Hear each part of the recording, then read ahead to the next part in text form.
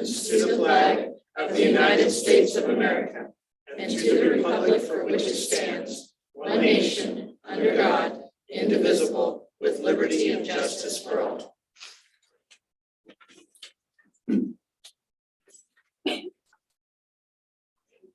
Start out with approval of the agenda. Madam President, I move that we approve the agenda as presented with the following amendments. 1, additional certified and classified personnel actions for consideration, item number E-3. 2, add item number E-5 lowercase e, consider approval of the memorandum of understanding between Genesis Family Health and Unified School District number 457. Number 3, remove item number I-2, ESCO 5 school Hvac project.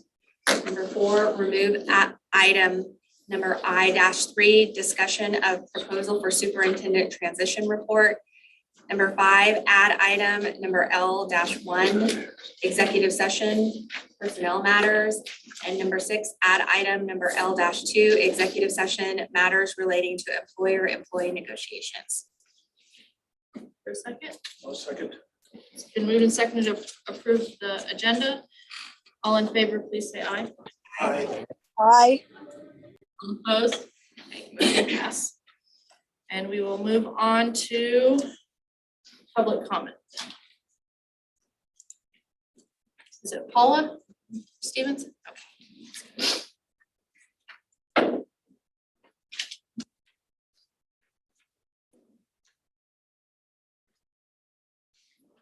Good evening, Dr. Carlin and board members. My name is Paula Lopez Stevenson.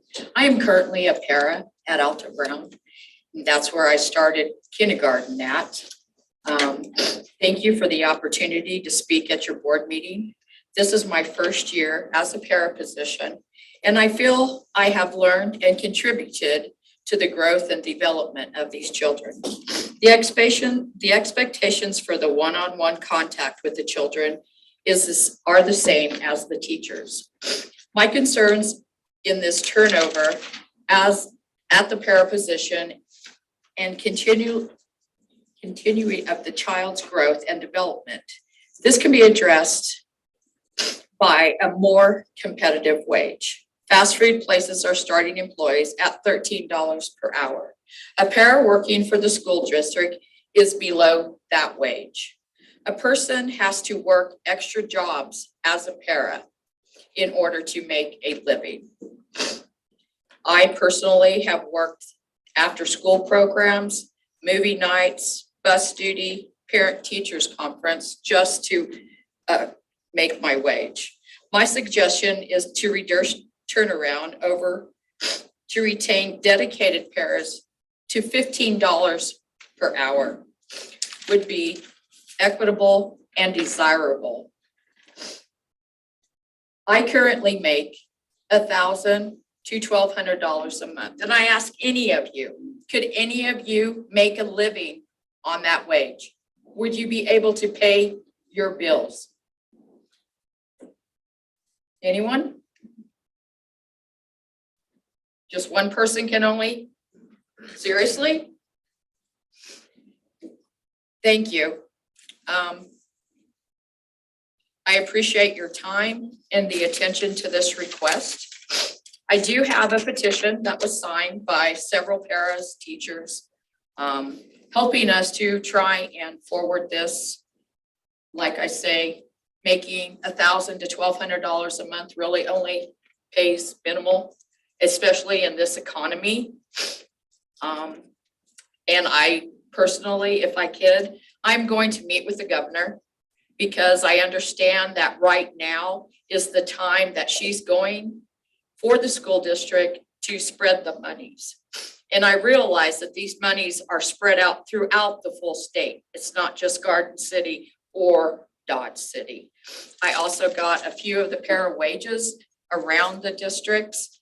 Dodge City pays $13.88 for their paras. We pay $11.50, I believe.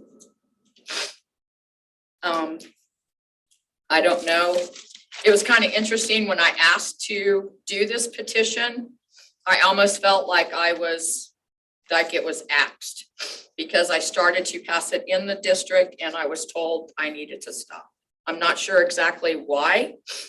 There was just miscommunication on the whole thing, but I would really appreciate it if you would really take a look, because paras are very important in our school district. We are teachers without a teacher's degree. We work one-on-one with these children. I see a lot of children that are just being passed through, and it's kind of sad because honestly, we're not doing anything for our community. I hope that you guys will take the time to think about this for the future, not only for us, but your children, grandchildren, and the world in general. Thank you for your time. Does anybody have any questions? Thank you for coming. Thank you. I really hope you guys think about it.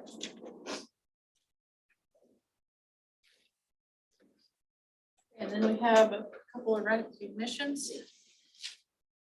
Linda, are you going first?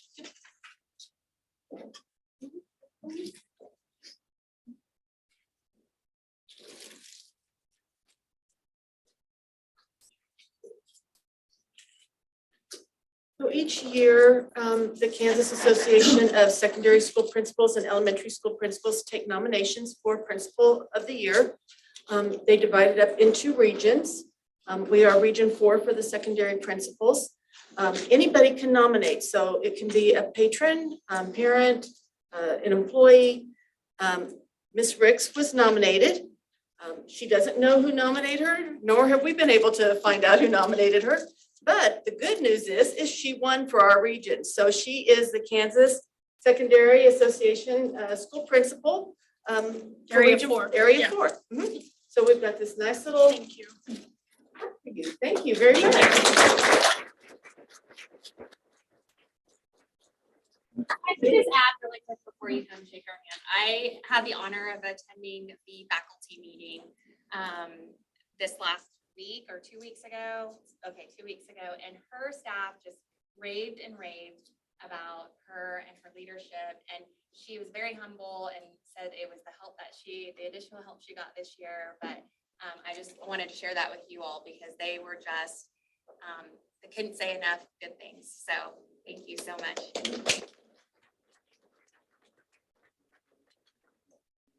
Congratulations. Congratulations. I hope I didn't embarrass you saying that. Keep up the good work. Congratulations. Thank you. Absolutely. Dana wants a picture. Did you want a pen? Oh, yes, I didn't get, not either. I'm not on the ball today. A picture? Yeah, you Yeah. bet. Let's jump in here and Can we get a picture with Sure. her? Mr. Hogan will do the If I honors. can hide in the back. No, front and center, front and center. Yeah, that's, yeah. I know, and just always driving there. That's what we gotta do. All right, ready? 1, 2, 3. Got it. The Thank wind you. blew us in from a track meet Oh. that day. As long as you're here, right? Thank Congrats, you. baby. Thank you. Jennifer, I think we had a miscommunication on our other two, so let's go on. Oh, okay. We'll come back to her. Okay. Well, we'll move on to our building presentation, in the virtual academy. Just in case you don't know what we are or anything about us as a flyer. Thank you. Carlin, I think you know what we are, right? Have her touch it. Can I get one more for Cammy Yep, McDonald? absolutely. She'll get here. And here's extra. Pass it out in the community. Oh, perfect. Thank you.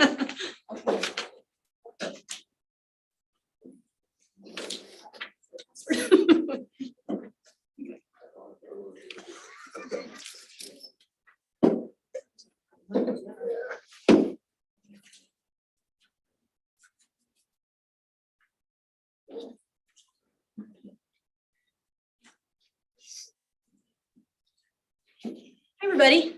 I'm Kathleen Mormon. I am the. Are we on? Is it? He's trying to- Oh, sorry. There you go. There we go. I am the part-time principal, part-time teacher at the Virtual Academy here in Garden City. So I just want to tell you a little bit about us, give you time to ask questions. So we are part of the Garden City Achievement Center. Our mascot is the Phoenix. And for those of you that don't know, the Virtual Academy, this is the 10th year that we've been in existence, my 8th year there. And we are part of the Garden City Achievement Center. So graduation rate. I've only gone back to 2017-18. Oh no, this is enrollment, I'm sorry. So on any given year, we're about 140, 130 students. Right now, we're sitting at 143. However, we've had 43 graduates as well. So I like to think that we're really in that 180 range.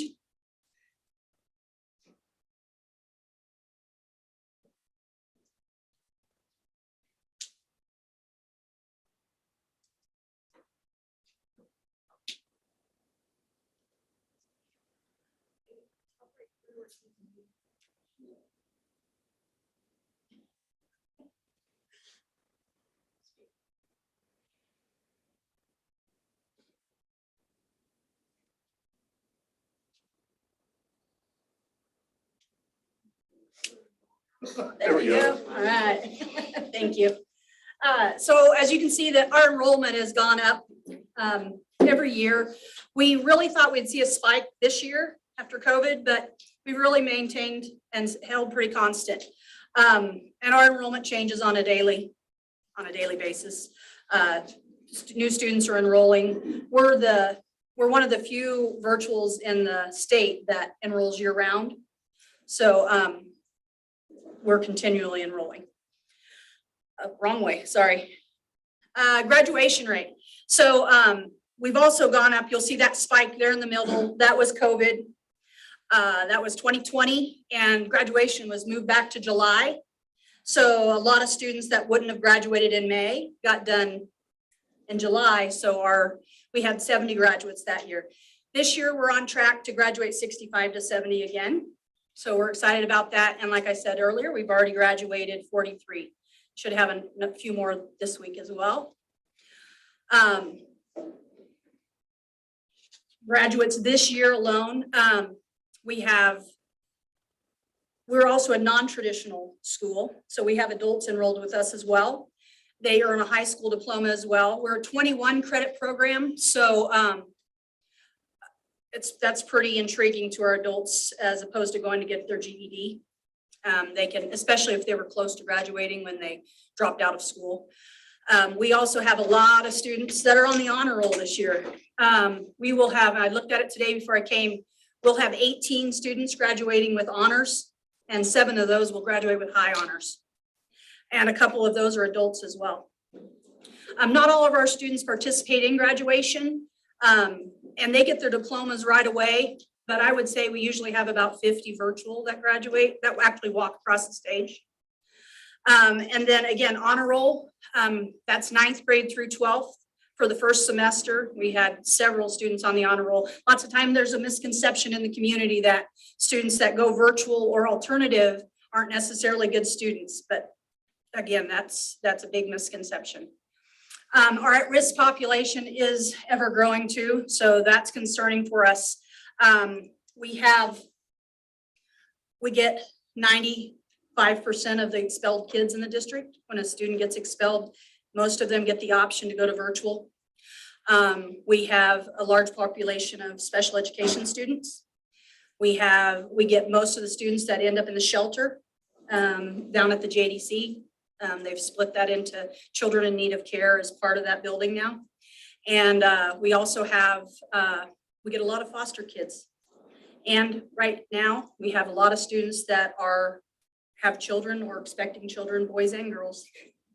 So we did present to ESSERS for an extra position that we're hoping we'll get to help service this at-risk population a little bit better. Graduation through the years, Dana's been with us through most of these, and we've been in all kinds of places. Garden City Community College, several years we were there, and then at Horsegood in Clifford Hope Auditorium, and this year we'll be at Horsegood again, but in the gymnasium. We think we have one of the best graduations around. It's always wonderful. about an hour. And this year we're looking at, between us and Garden City Achieve, 100+ students walking. So we're excited about that. Our kids, they're just as excited to graduate as any other kids around. We give awards. They are honored. We give the Dale Dennis Award.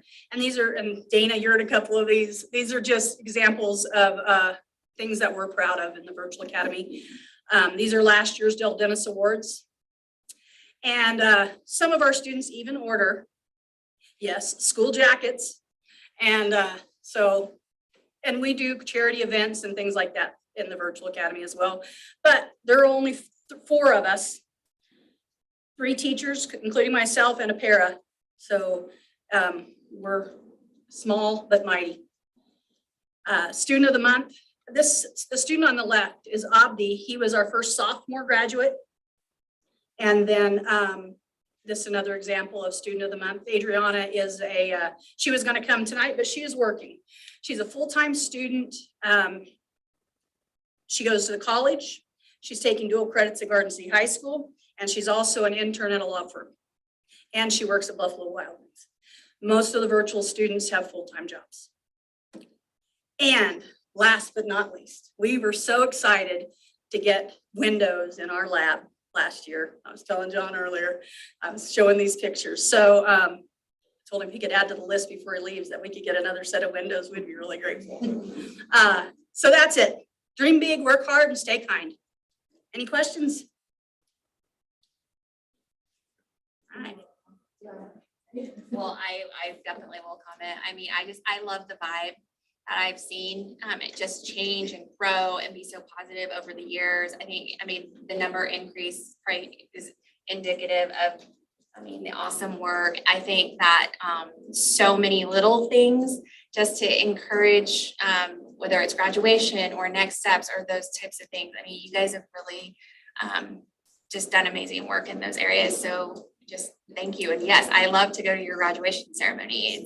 It's I don't want to say better, just different, but it's, you can tell the excitement of the students and their families. And I really love how we are, I don't know if the right term is rebranding, right? I'm not young enough to use that, but it is not, it's, when we think alternative, sometimes there's a negative connotation, but I find a lot of students need this different type of environment. It's smaller.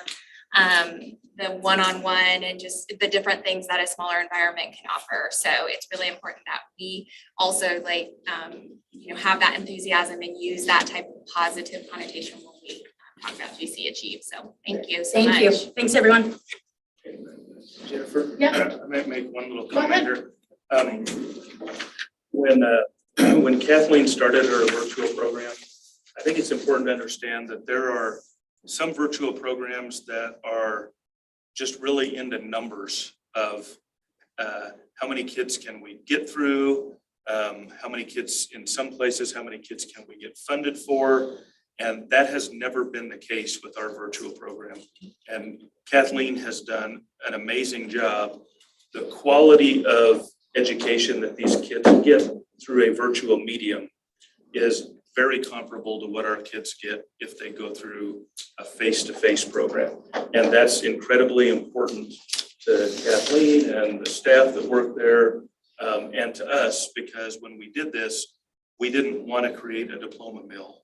We wanted to create a viable alternative for kids that this is a better placement for.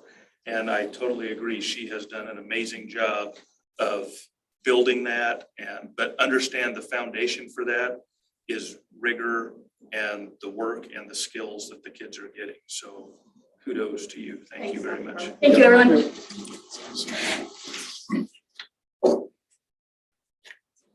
Any correspondence? We'll move on to approval of the consent agenda. Madam President, I move we approve the consent agenda as presented.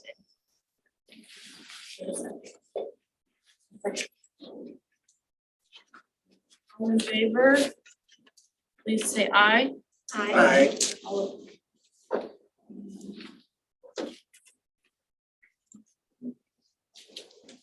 All opposed? Okay, motion passed. And we will move on to our board goals update.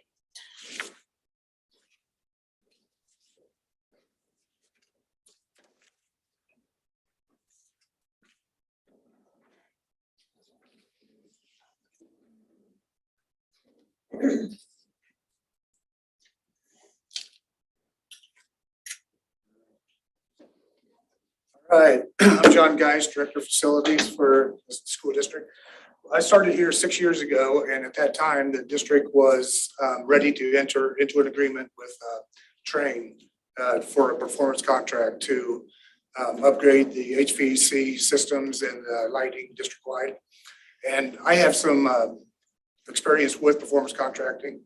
And so I wanted to get a feel of the district prior to us doing that. So I asked we met with the Long Range Facility Committee at that time and asked them if we could just wait, let me get a feel for the buildings and see what we got before we rush into stuff like that.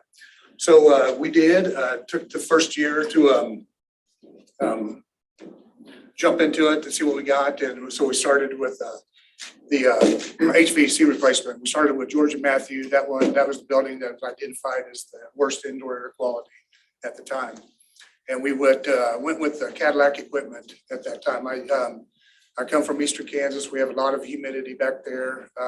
So I wanted to make sure that the units we had were able to control humidity.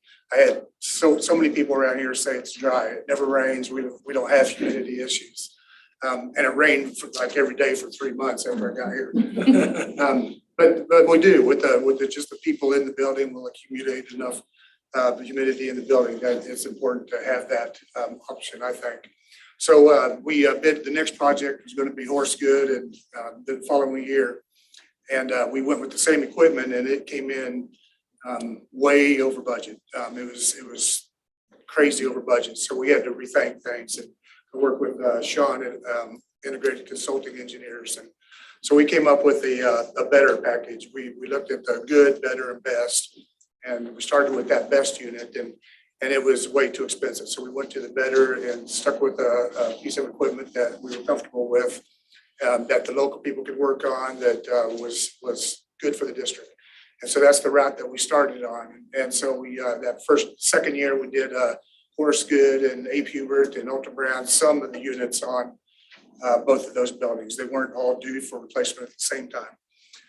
But we tackled a large amount. And then the following year, we did Buffalo Jones and Georgia Matthews. And those were concentrating on the worst indoor air quality at the time is what we were concentrating on. Then this year we did this building here and KH is due for replacement this summer. We've already accepted that project and that's moving forward as we speak. They're coming in and doing some evening work now in that building to prep electrical. In that time frame, we looked at doing a district-wide lighting upgrade and just about jumped into a agreement to do the whole district at once and kind of backed off on that because I didn't want to just stick to the district with those lights and then be stuck with them. So we tried a couple sample buildings with the Georgia Gertrude Walker project. We did the lighting retrofit at that time. And I wasn't real pleased with it. It definitely gave us the energy savings that we were after. But I didn't like the looks of it. And so I tried another company the next year. We did 2 more buildings the next year with another company. And it was the same way. It was a good, quick fix, but the custodians still have to get up and take the lenses down and clean them and fall off the ladders and stuff like that. So the next couple of years I went to a flat panel and it's a much cleaner look. Like I mentioned, they all achieve the same energy savings. But these just look really nice. They'd be easy to clean from the ground. The custodians some of them are getting up there in age and they don't need to be up on the ladder, and that's another story. So that's what we've tackled 7 buildings in the district. This one and KH was already done. So I think there's 8 buildings that are done district-wide. Roofs, we tackled a few roofs. I did a big old roof report back in 2018, I believe. I had a company come in and do a report for us and kind of give us an idea of where our roofs are at, what condition they are. And there was about 3 priorities that they identified that need to be done immediately. And so we did those, and that was over summer. They came in, 3 companies come in and tackle that for us. And that got our roofs to a comfortable level that got us out a few more years. Paint the exterior of the buildings, we're concentrating on the envelope. Windows, we replaced a lot of exterior windows, and painting the 5 buildings. The seals were all failing on those buildings, the sealant in between. And the paint was in graffiti covered up, just some issues. So we got that done. And then the tuck point and sealant on a KH, it's got really a lot of bad spots on it that we need to get addressed, or we'll have problems down the road with that. And so that's what we got addressed to date. Up on the schedule for the next year, we got HVAC at Plymouth and Jenny Barker are next on the schedule. And a tuck point at Plymouth also. That building needs it. And what they'll do is they'll come in and clean the brick. They'll take the sealant out, reapply the sealant, and fix the tuck point on the brickwork. And then they'll put a moisture barrier on the brick, and that'll help protect it for several more years. So that's where we're at now. We did a commissioning project with on Bernadine Sitz and Charles Stones and Florence Wilson. They're due for chillers and boiler replacement. So what we were initially going to do is just replace those, but I wanted to have the guts of the building checked out prior to doing this. So we hired ICE to come in and do this project for us, to commission it. But we're hoping that they would find little things that we could fix and have that part of it done. And they gave us the report that we did not want to hear. The infrastructure of these buildings are inadequate to just replace chillers and boilers and move on with what we have. So we've been working with them on a solution. So we've come up with a plan, an alternate funding mechanism for us, for the district to go with moving forward. And we'll segue into that here after a bit. We haven't done an update on the facilities since COVID hit. All these meetings went Zoom, and we didn't do one in 19, 20, and up till now. So this page here just recaps what we did there in 19, 20. Lots of projects. These are more of the big projects that we did. We do, our maintenance crew takes care of work orders on a daily basis that this list would be very large to go over, but this gives you an idea of what we look at doing. These are some of the bigger projects that we do each year. 21, 22, same thing. These are projects that are already done that we did that have been part of our plan. We were charged with getting all the HVC replacement done in a 10-year time frame, and we were on a good schedule to do that. And this came up, the 5 buildings. Next page here is, well, this is, I already said this, the future projects, the Jenny Barker and Plymouth, we got to get those out to bid really soon here, probably just right after July 1. We'll get those ready and get that bid, because we're finding out that a lot of these projects they're getting pushed back. Parts or stuff is hard to get. Like I mentioned, that we have reached out to energy service company, and we long range facility committee. We met 3 companies and interviewed them, and Train was selected first, and they were to do an IGA for us, an investment grade audit, and give us the hard numbers of what it was going to take to get to where we need to get. And they came back. They took longer than they expected, and they came back with exactly what they presented at their interview. Just a guesstimation of what they could do for us. And we presented to the facilities committee, and none of us were impressed with what they presented. So we decided together to go to the next company, which was Honeywell. And we've got them here tonight to present to you the IGA that they found. And this, going this route will definitely, it'll keep the district on a good schedule to get everything done in that 10 years without going in large debt. But like I said, it is a funding mechanism that works to a school district's advantage to help get large scale items done. Next page here is just a HVAC overview of what we got to do over the next, I think we've got this out to 37, but this identifies what we're going to be looking at. A lot of projects that we're doing are turning out to be a lot more money because when the rooftops units were put on the roofs back in the day, all the electrical was brought, a lot of the electrical was brought up on the outside of the building and just laying across the roof. So we've got electrical conduit exposed outside. And so I've been taking that away and running it from the inside of the building up into the units. And that's costing a lot more money. But I think that when we come to do the roofs, it's going to be a lot less expensive to do the roofs at that time without all that extra conduit up on the building. So that's our line of thinking there. So that's all I have on my side. That's just an update of what we've been doing for the 5 years. These guys will present here after me, but if there's any questions on what we've done so far or where you think we're headed. John, can I, just pointing out on your last slide there with the high school, there's nothing there until we get to 2030. And that's primarily because it's a fairly new high school and so everything's planned through 2030, right? Yes. Yeah, we've actually got it. Yes, the high school then will kick in then. And that's split up. That's to do that all at one time would be astronomical for sure. So that's why we've got it spread out over several years there.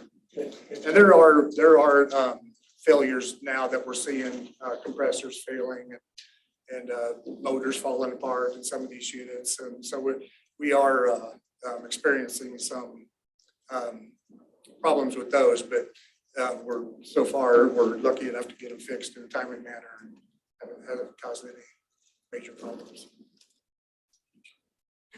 Any else questions? Okay, well, we'll lead this into the guys from Honeywell, and I'll let them introduce themselves, and or I guess I can introduce it too. Yeah. That's Jason. I don't last name, but Randall. Jason Randall with Honeywell. He's going to lead this group, and he'll introduce the other guys. It's not bad about that. And this is Sean Miller with Integrated Consulting Engineers, and he's the engineering company out of Wichita that know our district very well. They've been working with our district before. A lot of us have even been here, and they have a lot of they have all the drawings on our buildings, mechanical, electrical, and so they very good resource for us to use. I'd have to add, Sean is also a school board member too. Yes. So he has that hat. He feels your pain. Yes. So thanks for having us here tonight. I'll run through this quick agenda. We will do some quick introductions. I'll give a quick background. John already did it, but I'll give a quick background on kind of what an energy performance contract is. And then we'll get into kind of how we've been approaching this project since we took over from Train. And, the two main scopes of work are the lighting and the mechanical. And then we'll just outline the paths forward and leave it open for Q&A. So I'm Jason Randall, Honeywell. We also have Chris Bamman here, who's our project manager, who is also a past school board member for 9 years in the Kansas City area. Chad Courier is our sales director. Amy Alonso is our senior engineer who worked on this project. And Rob Bayer handles our education market leader out of Kansas City. And then obviously Sean Miller, we've been working quite a bit with him as the owner's rep for the district. Right, I work for you guys as your representative to Honeywell projects. So this slide kind of gives a highlight of the benefits and kind of how a energy performance contract works. So this green column here represents what the district's currently paying in utilities and operations and maintenance. The second column shows that, after the facility improvements are made for the lighting and mechanical, that you'd see this much savings for utility and O&M. And then you use that money to then make the payment for the loan. And then this last column here represents, once the loan term is done, those savings are just going to be accrued by the district in perpetuity. So here's kind of been our approach to date. As John mentioned, that he had ICE do a kind of a commissioning study, and maybe in a couple of slides I'll let you speak to that. There were some concerns with some of the existing mechanical equipment, specifically the piping at the 5 schools that we're looking at. So one of our first steps was to do a pipe integrity test. We brought in a third-party company to kind of assess that piping. And so, they had mixed results in their findings, and, based on what their report said, we kind of had a sense that, the like-for-like replacement option was going to be more costly than going with the VRF solution. So we basically asked the mechanical contractors to give us 2 bids. One was for a like-for-like replacement at these schools, and the other would be to do the VRF, which is what you have here at this building. So we had one-on-one meetings with the mechanical contractors that we invited to bid this project. And then we conducted a mechanical job walk of the 5 schools. And during that process, we did identify some additional structural work that would need to be done for the VRF solution, because you have to put some outdoor air units on the roof. So we are having a structural engineer investigate that as part of this process as well. For the lighting, we worked with a company called LSI, and they conducted an initial audit. And then we took the results from that audit and sent that out to various companies to, we call it a line by line, and they bid from that document as well. I'll talk a little bit about the bidding process. As Jason mentioned, we asked the contractors that were going to bid the job to look at either replacing the system as it is today, which is a 4-pipe chilled water boiler system. Basically, we're heating and cooling the whole building with water and forced air off of that, or a variable refrigerant flow system, which is a refrigerant-based system like what you have here.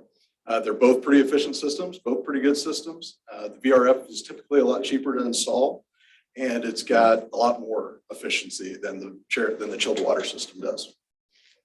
So looking at this project, 5 schools, and wanting to try to get this done with some ESSER monies and getting it done before that deadline is, we had to split the project into basically 2 in order to get enough contractors that could do the work over that summer. So there's Project A, which is the 2 intermediate schools, and there's Project B, which is the 3 elementary schools. So we sent it out to 4 contractors. We have them up there, just contractor A, B, C, D. We had contractor A and contractor B. One was low on the A project, one was low on the B project. Contractor C was about $670,000 higher than the others. And contractor D was about $2 million higher than the other ones. And on the electrical side, there's electrical component for power and everything to these HVAC systems. You can see we had Garden City electrical contractor and one from Cimarron, and both of them happened to be low bidders on one of A project, and one was low bid on B project. Is there any questions on that? And so on the lighting piece, so coming back to the lighting, John kind of talked about this earlier, how in some of the buildings you've done the flat panel replacement, which is kind of what you see in that far image there. And so we kind of broke this up just to get a sense of the pricing differences in going with that option where you have flat panels in the entirety of the school. Option B was one where we're maximizing kind of the payback. And that's more of what you would see in this image here. You're just getting the most energy savings we can out of the project. And then option B is what we selected, or what district staff selected with the long range planning committee. And that was kind of a hybrid. So you're doing a little bit of both. In the common areas like hallways and lobbies, you're doing more of the flat panel. And then in the classrooms, you're doing the option where you're maximizing your payback. So, just a quick question, flat panel, why is that easier to maintain?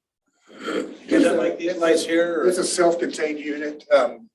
I think not these are different. These are nicer than what we would do anywhere, but it's a self-contained panel that there's no open parts, so no bugs can get inside it and things like that. That's what happens now is the ceiling fixtures that we have now, they're open, lots of places for bugs to get into. So the top side of that panel and the bottom side both have to be cleaned and then taking the bulbs out to replace them. So the other's sealed, flat panel. A sealed unit, yeah, which could easily be cleaned from the ground.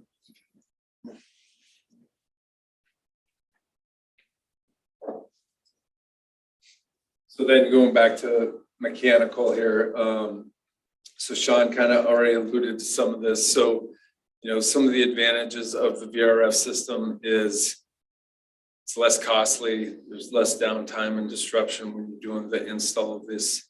You're going to have improved air quality. And, you know, I think bottom bullet is one of the most important, that going forward in the future, you're just operation and maintenance of that system are going to be greatly reduced from the existing 4-pipe system that you currently have.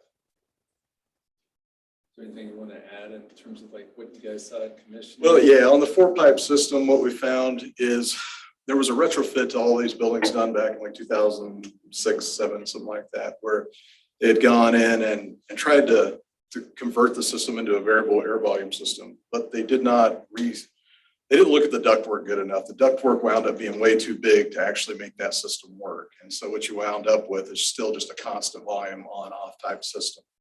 And yeah, I don't think we brought it up before, but these 5 buildings are the 5 buildings that you spend the most money per square foot in the district. And I think they account for almost 40% of the district's energy budget just in these 5 buildings. And they all have the same system and kind of the same layout. So it kind of makes sense that they all kind of operated that same way.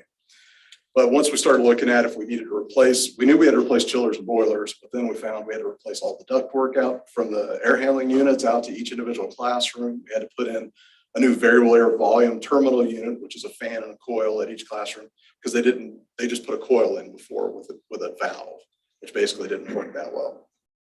And then the piping, we mentioned the piping integrity, that test came back, and the chilled water piping was suspect enough that we would have to replace it.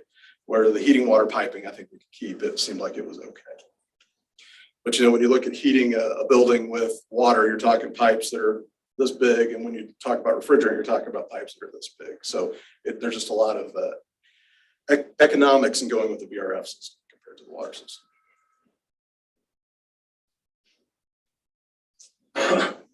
So after we got, you know, some information back from contractors and started putting together options for the district, we came up with 2 options. So the first option is going with the 5 schools for the mechanical, LED retrofits at 14 buildings. And this upper section here, you can see the difference in costs of going with the VRF system versus going with the like-for-like replacement. So this is, and then we also, the VRF system that's being used is the Samsung system, and Honeywell has a relationship with Samsung. And so it'll include Honeywell building automation. And we also have a software called Forge that provides some preventative maintenance as well.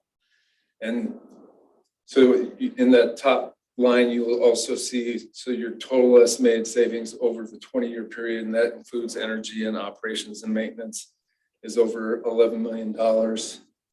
And to get this financed. We'll be using 3 million from ESSER. There'll be a contribution from the district of 2.6. And on the term here would be the balance of that after you take out the ESSER, and the 2.6 of capital contribution will be financed. And we are currently working with our finance team to get rates back. I think we're also waiting to get some local rates back from local banks. So we should have that package on Wednesday. I think Colleen will send out some information to the board. And so that cash flows then with an annual contribution of around $340K a year from the district. And I think, you know, when Colleen gives her presentation, you'll see that reflected in the facilities plan. Option 2 is essentially the same thing, except we just looked at 3 schools instead of 5. And obviously that's got a lower total cost, total price of almost $12 million. And the estimating savings of a little over $10 million over 20 years. But the ESSER and the capital contribution remain the same. But again, you're just not able to get those other 2 schools in. But I think the preferred option from staff and the long range planning committee was to go with option 1. So we can open it up for Q&A now, or if you want Colleen to give her presentation and then open it up. Question. Just you mentioned the software, the maintenance software that you all have. So that's not something that we install as a district. You maintain that and. Yeah, we would install it. And basically the Forge software kind of helps identify issues with your systems kind of before they happen. So it's preventative maintenance. It's not as much reactive. So, you know, we'd be kind of letting the district staff know of issues that are coming up with their system before it actually occurs. No, that's all in this. That's all in that. Great, thank you. For those 5 schools. And we would have access from our office out at plant facilities to control all the buildings the same way that we do now. This just lets them kind of see also and help us eyeball something unforeseen that will probably help us in the future. Can you give examples of what that preventative software does? You know what, I know University of Missouri, Kansas City has that installed. So, you know, I know they've been a great testimonial for us in terms of how it works, but again, it's just, you know, the way typical mechanical service works at a school district, and John can correct me, is something, run it until it breaks.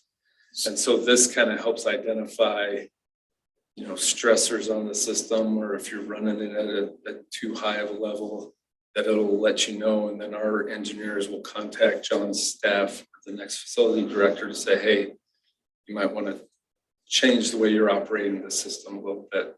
So it's able to go in and look at refrigerant pressures and temperatures and all of these things. And, you know, when we see some of those things start to go down or go up, it could tell us that, hey, maybe a compressor's not working right. It needs to happen. Something needs to happen. This equipment is smart enough to know that, okay, we need to lower how much power we're putting in that compressor so we don't burn it up.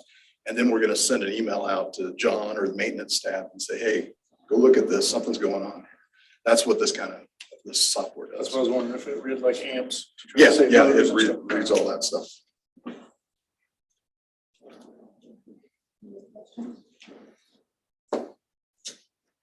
Thank you.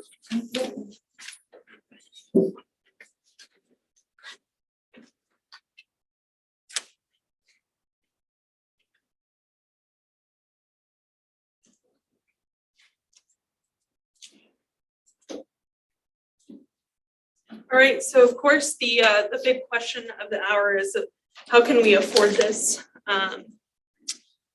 What we have done here is given a 20-year long range plan.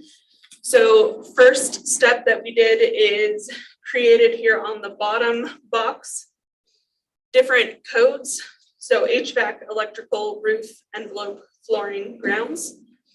And we kind of backed into it. We looked at how much budget we have to allocate each year based off of our capital state aid, and created budgets for each type, and then plugged it into this 20-year plan to look at how the 20-year HVAC ESCO project fits into this plan. So for example, this top table here is if the ESCO project is approved. The bottom is if the ESCO project is not approved. So each year you'll see a budgeted amount for the next 20 years in all of the different code areas, as well as a total. And then underneath that is an over or under budget. So it's the figure of the total budget minus the total budget of 4.1 million that we have to spend on HVAC projects, minus that yearly budgeted total allocation. And then down here, we looked at the anticipated capital revenue of 1.5% additional for the next 20 years to calculate how our capital revenue should increase over the next 20 years. And then we took that and did an example of looking at our cash balances that we currently have in that account, minus the over and under, to then come up with the, and minus the capital for the ESCO project, and then looked at how that would impact our cash balances for the next 20 years.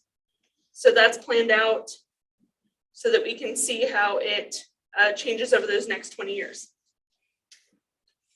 We currently have 9.5 million in our cash reserves.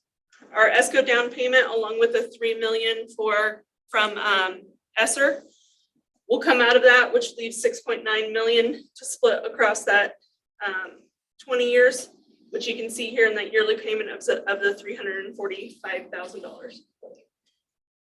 In some of these years, you'll see a higher cost. So it came up earlier about the high school's HVAC project.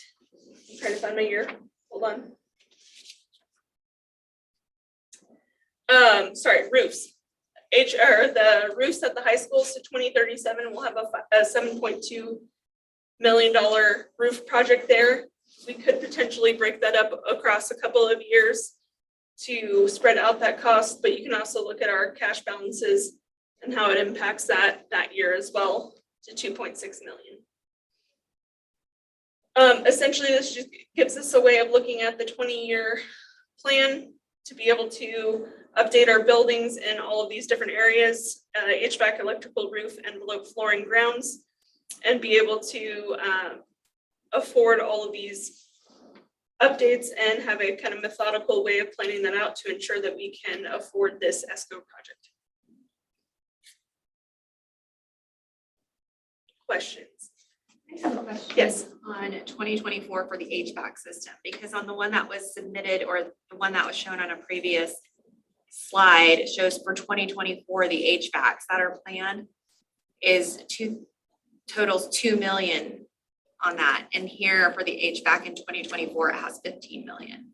We chose to bring, is it Jenny Barker or Plymouth? Jenny Barker up to 2023. And so we scheduled one earlier. So it changed the number as well as some budgeting figures between the plan that you have in your email to what's been updated on the spreadsheet. It's a $13 million difference. Which one, where are you looking? It's the HVAC on the non-approved ESCO on 2024.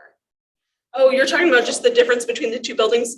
So all of I'm it just is, talking about the difference between what was presented as the schedule for HVAC systems, the one that John did on his slide. For 2024, it has projected for 2,070,000, right? For 2024, but on yours, it has, at least on the bottom code, it has 15 million. What's the big jump? The big jump on the bottom one is that's if the ESCO is not approved. So that's going in and replacing those chillers and boilers, air handlers, and the ductwork and the piping at those 5 buildings. Now, that doesn't have to all be done at once because you probably can't afford to do all that at once, but that's just to kind of show you that, the ESCO, we can kind of spread that money out. But if we don't have the ESCO, you've got 5 buildings that are in real need that need to be taken care of, and it would be, $20 to $30 million pretty quick to try to get those up to date. So what John had on his presentation earlier, has those spread out for those 5 buildings, right? Yeah, the one that John had this was as if the ESCO was happening. But what we're seeing is a critical need to get all 5 of these up to speed as soon as possible. Yes, those are. They're due for replacement and updates. Yeah, those buildings are all, 25 years is about what they say is the max for those type of systems, those 5 buildings. And the youngest one is 27 years old, and you go all the way to 40 years old at the oldest. So you've gotten your life out of it, but it's on its last legs type thing. I just want to make sure that it's explained, there's a lot of people who have access and who might be looking at these. Yeah. So A few other details too that I forgot to include. So just like involving ICE and Sean Miller with ICE in this HVAC 20-year plan, GMCN has also been critical to our 20-year long-range plan. Been working closely with them to look at all of our roofs, make an assessment of the repair needs of the school district, and then also create a schedule of when those need to be replaced or when we would expect that they need to be replaced. So that's also included in here. They're also in the process of doing a similar assessment of all of the flooring in all of our schools to give us also an aged plan for the next 20 years of when and how what flooring needs to be replaced and when it will be replaced. So all of those pieces went to the long range facilities committee for their approval as well.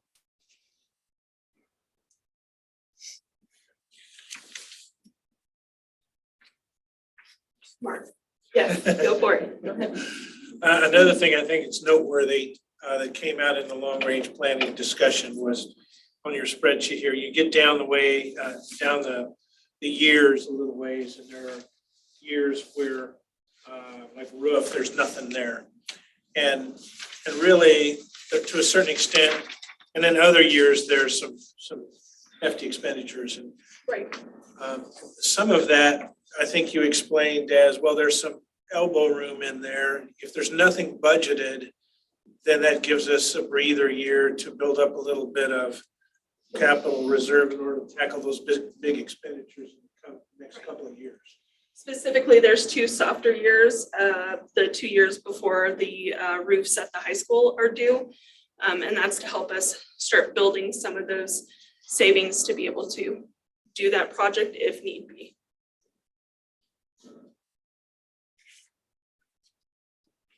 Mark, along those lines, I think it's also worth noting the HVAC and the roofing expenses have been indexed for 3.5% or 4% inflation across the plan.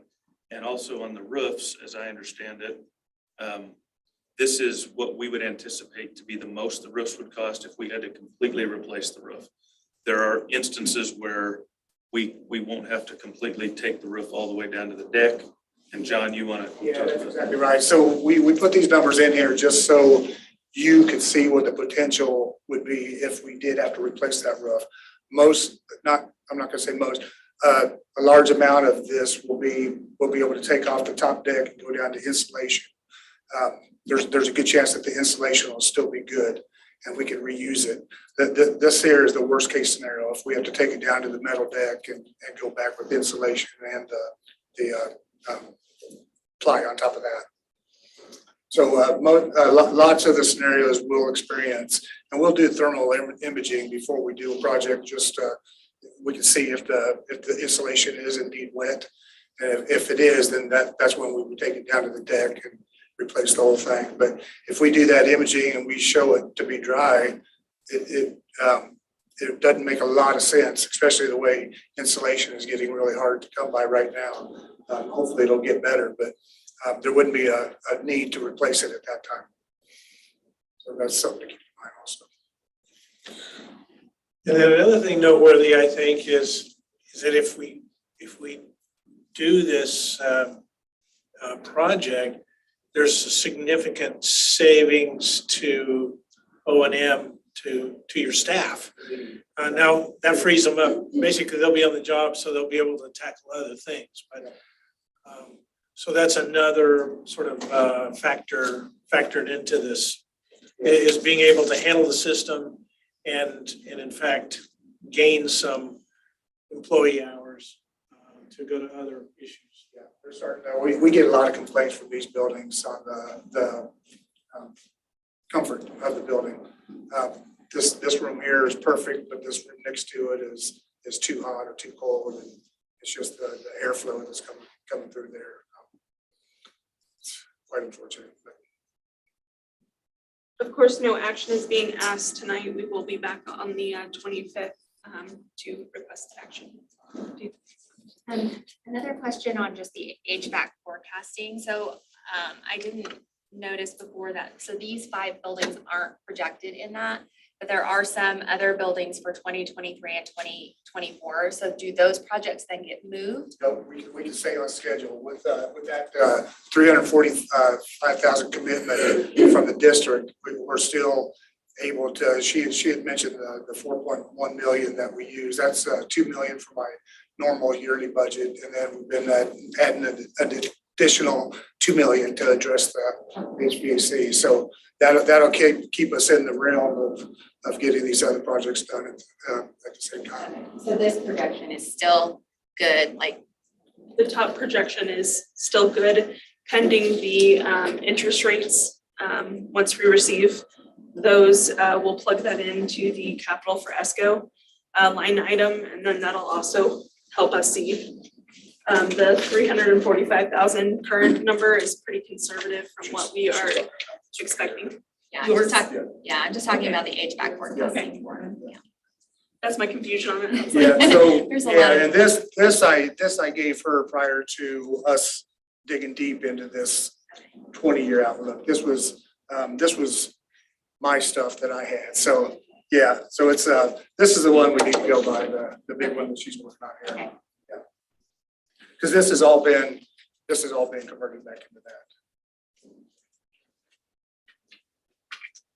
And then there's no issue in this amount of time between this meeting and next meeting. There's no interest rate issue, right?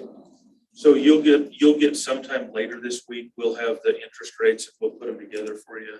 And we'll get that information out to you later this week, and then we'll have at least 30 days that those rates will be locked. So if at the next meeting, the board decides to proceed with this, you'll do a motion or a resolution to proceed, and you'll have that interest rate. If you push it out further than the 30 days, then we'd have to, re-quote the interest rates. And at that time, I might add too that the prices they got on the construction could, that may get into a time frame where that could start to creep up too. So it's not like it's we got to have a decision, but it does. There are a lot of factors that are going to change things moving forward, for sure. Anything else? Thank you very much. Thank you.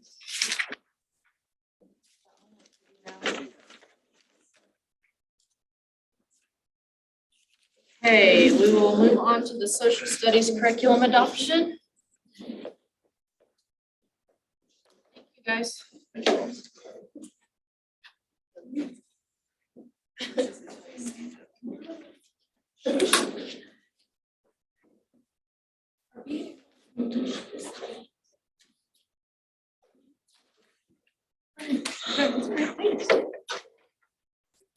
Okay, I'm Brittany Shields. I am the Curriculum and Instruction Coordinator at the district, and I am here to present our social studies textbook adoption recommendation.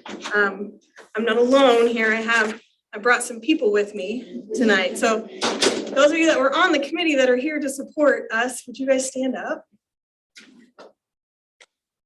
So we have some representation from our committee. We'll go over who those people are, but I just want to shout out for you guys coming and sticking with us here. It's a lot of work. Yeah, they have. Okay, so I'm going to talk about our process, what we did this year to work on our social studies adoption. who is on our committee, what our recommendation is, and why we chose that. So we started this process back in September. We sent out a survey to all the staff members on what do you like about your current textbook? What are you looking for in your next textbook? What companies would you like to look at? And if you were interested in being on a committee to look at all the textbooks. And we started there. And then in October, we formed a committee. In November, we, as a committee, decided on what rubrics we would use to review those textbooks and what textbooks we were going to actually look at. Then in December, we started with TCI, was our first company we looked at. And then we looked at McGraw-Hill in January. These are all very large textbook companies that have been around for a long time. And we felt like those were the strongest as far as social studies goes. So we did try to look at Savvis, which is another company that we currently use in the district, but with our current products that we use with them, we don't have the best success on the technology side. So we were a little leery, and then they were just hard to work with. We couldn't get a presentation set up with them. And so we felt like that was a great indication of the service we would have over the next 7 years. So we just eliminated them without even seeing a presentation from them. So it really just came down to 2 of our major companies that we looked at. And then we took this to Curriculum Council last month, and then here we are tonight. And so we hope to, pending approval at your next board meeting, we'll get purchased and start all of the ordering and sorting and things. That'll be fun. So these were the people that were on our committee. So we had representation from, I guess I didn't say that at the beginning. This is only for 5th through 12th grade. When we were going to do K through 12, but then when the math got pushed back due to COVID, it's just a lot for elementary teachers to implement 2 new curriculum in 1 year. So they will implement math next year, and K4 will do an adoption for social studies next year. So that was really to save our elementary teachers. So we have representation from our intermediate schools, our middle schools, technology was on our committee. We had representation from the high school, and then we included 2 parents all the way through our committee. And then at the high school specifically, we invited some just additional parents to, when we came down to when it was time to make the decision, to hear what they had to say and give them input. So that was really actually very helpful for our high school committee. They were kind of leaning, well, they were sort of in the middle. So that really helped to hear what our parents had to say.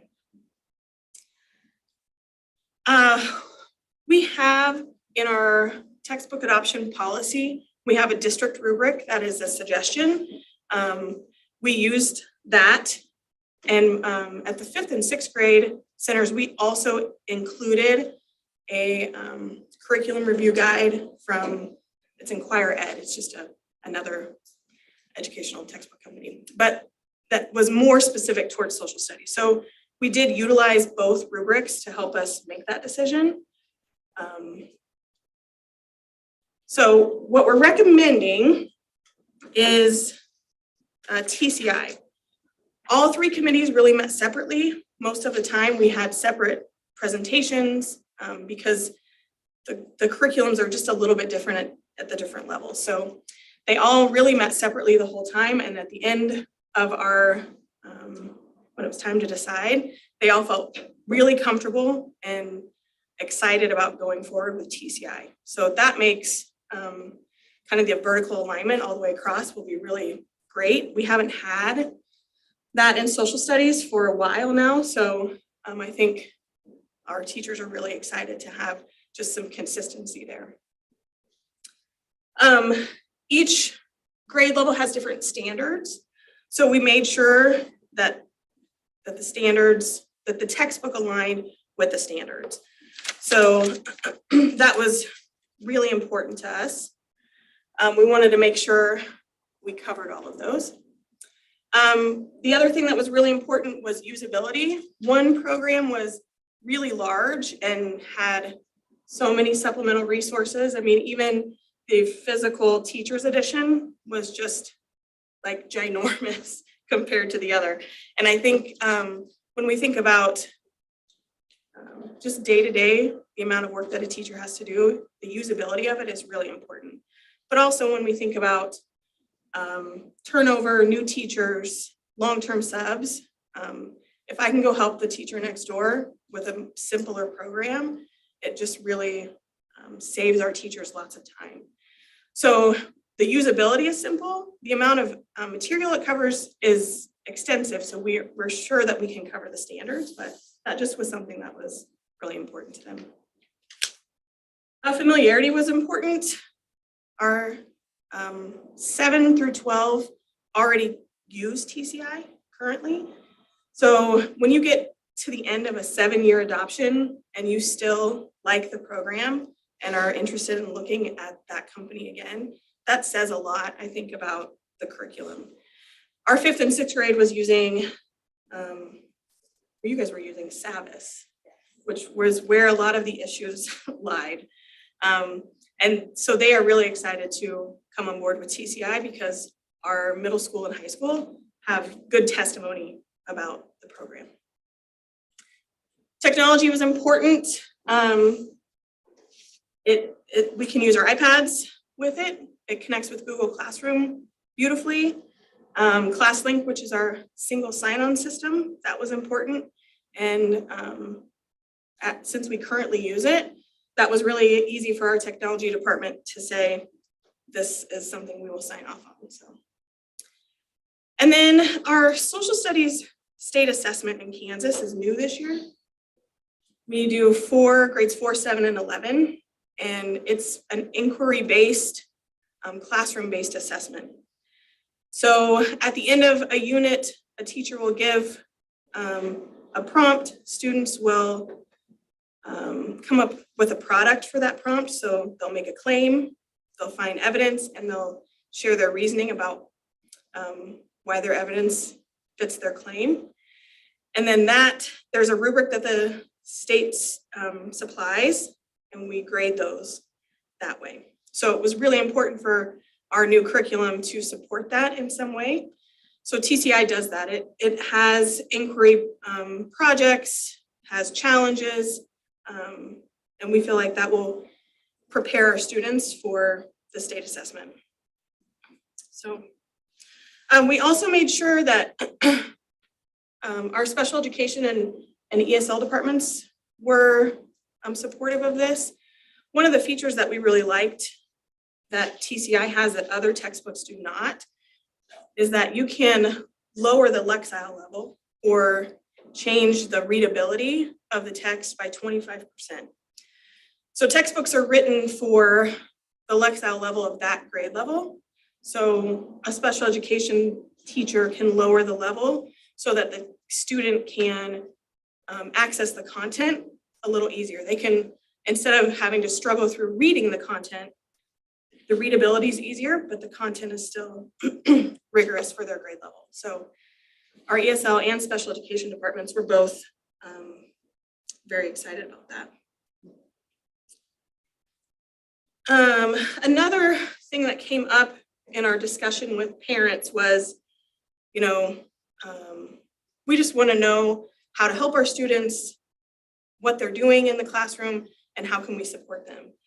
So we did come up with a lot of great ideas. I don't know, Becca, do you want to share just a little bit about kind of what the high school is sort of thinking now that we started that conversation? Sure. Some things that came from the parent textbook meeting. Well, one of the biggest things was every parent was saying they just wanted to know how to help their kids complete their assignments. And we asked them, what does that look like? And how can we embed that in the textbook process? And they said it would look like, how can they access the materials everything is so digital these days. Parents aren't from the digital world and kids are kind of not as tech savvy sometimes as we think they are. So some of the things we'd like to build in this summer when we get the textbooks is coming up with a way to make it more accessible to parents, make it clear lined of how they can access the material, where the material's at, how they can help their kids, and more importantly, just being front loading our year with like, this is how you access the text and getting that to the hand of every parent. So we thought of some parent pamphlets, some videos, some Google Classroom trainings, things like that, that we were gonna front load at the beginning of the year. And like, we usually do historical context, but also like, please go show your parents how you access this information. And they thought that that would be super helpful. So we're excited to create those things for our parents in our community. And we feel like moving forward with a textbook company that we've had previously really allows us to jump into that maybe a little sooner than if it was a whole brand new textbook. And we have to figure that out first before then we can help parents figure that out as well. Just a real quick note on the standards. The state standards, there's 5 standards that are the same for all grade levels. So choices have consequences and so on. But then there are suggested topics and content for each sort of discipline of social studies, geography, history. So that can be a little bit confusing, I think. And that's where some of this, like we want to have newsletters and what content are we studying and how does that fit in with the social studies standards. That is important. This is the suggested, or this is the topic actually for, or the timeline for each grade level. And so the books match this just like we needed to. So we did do a little correlation of the content and the textbook and everything matches. So these 2 slides are, the first one is the standards and the second one is the textbook that we're choosing. And you can see that 6th grade is world history and the state standards, and from beginnings to 1300. And the social studies textbook for TCI is History Alive, the Ancient World. So they match up great. There's a lot of flexibility built into TCI. There's classroom activities, there's video lessons, there's online notes and different things that we can do online as well as in person. So that was really important to our teachers. And like I said earlier, it really supports our state assessment process and what that looks like this year. Just another couple quick highlights. We can, every textbook can be translated into Spanish with just a click of a button. So students can be on their textbook online, click the button and it switches to Spanish for them so they can toggle back and forth between that, which is really great for our Spanish speaking students. And again, this was the reading level change is really cool. Our teachers were excited. We do have just a couple extra textbooks that we have to purchase because of the standards. So 7th grade, we do a semester of geography in the state standards, and then we also do a semester of Kansas history. There's one Kansas history textbook available anywhere. We've had it for a long time, but it's updated, and our 7th grade teachers are really excited. There's some digital components again, and so we will also be asking to purchase that. We have a sociology class at the high school that's a semester long for freshmen. It's a new course, and she's been using some open resource material, and she is asking for a textbook. So we are suggesting sociology from McGraw-Hill. It matches all the standards, it meets her needs, and she's would really like to get that. And AP, we have one AP course that we're asking for a textbook for. She's currently using an old edition and she would just like the updated edition. And it is a PDF version of just the textbook. And then she has her AP requirements that she has to do as far as like what students produce. So she just really needs the textbook. So I just told you a lot of information. So what questions do you have?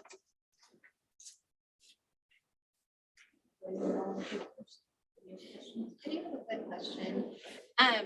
So the highlights, I love that Spanish component and also the reading level. So since we're using the same, is that already something that we have? We just don't access it right now? Or is that something that's new with this update or this version?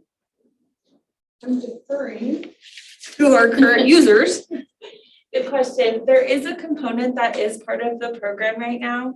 However, it is not used by our ESL and SPED population. And so one of the things that the department outlined at the beginning of this year is that we all wanted to be on one textbook. Currently, they're deferring out to other textbooks.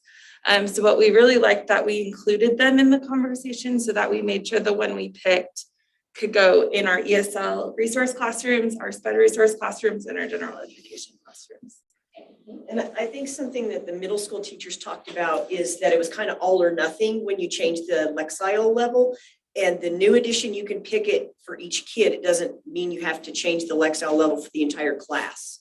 So it makes them able to individualize it better.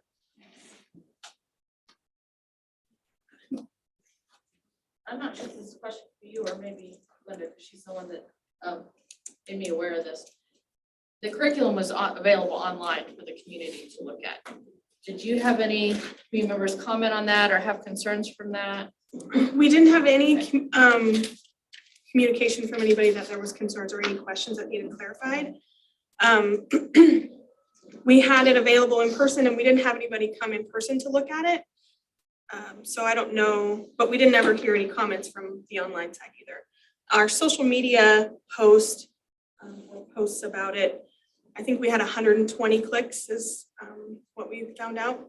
We don't have analytics for our own website to tell us how many clicks there were, but we didn't hear any negative feedback or positive, but. And I just asked that because I feel like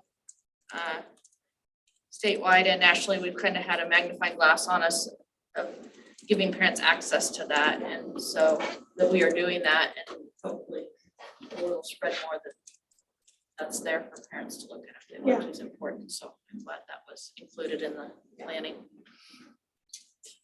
This is an FYI, the social studies has come down as of today and the math and the. Math and. Two of them went up today. I don't remember. I know math went on. It probably was foreign language then. So two others went up today, 5. Linda, I have a question for you. You had mentioned that each curriculum as we move forward, we're basically trying to get a signed letter from them saying that there's no CRT, none of that in this. Is TCI a company that will give us a signed letter saying that there's no I don't have a critical race theory signed comments? letter from them, but I can ask for that. I do have they have a statement about does TCI teach critical race theory? So would you like a copy of that? Yes, please. Okay. And on the other side, I have just the state, that it's not in our state standards. So does everybody know one? You got it now. Is there really only one textbook on Kansas history? For Kansas history, yes, there really is. Wow. Yeah. I don't know why. They are a company that I think kind of specializes in state history. So they have textbooks for other states as well. Just out of curiosity, are we required to teach Kansas history? That's a state standard. Yeah. Yeah, so it for sure is in 4th grade and 7th grade. And there's probably other grades that it fits in for sure. Okay, thanks. I didn't get to attend a meeting in person, but I spent some time on the online meetings and the reading a lot of the information. And as a parent, I'm very comfortable with this. Good. Other questions? Just a big thank you to the teachers that were on the committee and the committee members. It takes a lot of time and detail to go through one of these processes. To Brittany for leading this process. I don't think the average person has any idea the amount of work that's involved when we do one of these adoptions. One other comment, as superintendent, you don't want to micromanage this kind of process, but I hope that our social studies teachers about a year from now will look at another resource for our social studies classrooms at the high school. And the board probably remembers that the district commissioned a book on the history of Garden City High School. And so it's not even published yet, but I think hopefully will be available sometime next spring. And I just hope we'll give consideration to using that as a companion to, as we're studying what happened in the United States in the 1920s, what was happening at Garden City High School, because it'll be a decade by decade kind of approach to the book that is being worked on. So hopefully they'll be knocking on your door, asking to buy a few copies of that, to have those available for our kids in an effort to try to make, keep our instruction relevant and should be kind of fun. So. Thank you. I'll just piggyback on that. Thank you so much for all the work that you all did, and thank you for coming tonight to support this effort.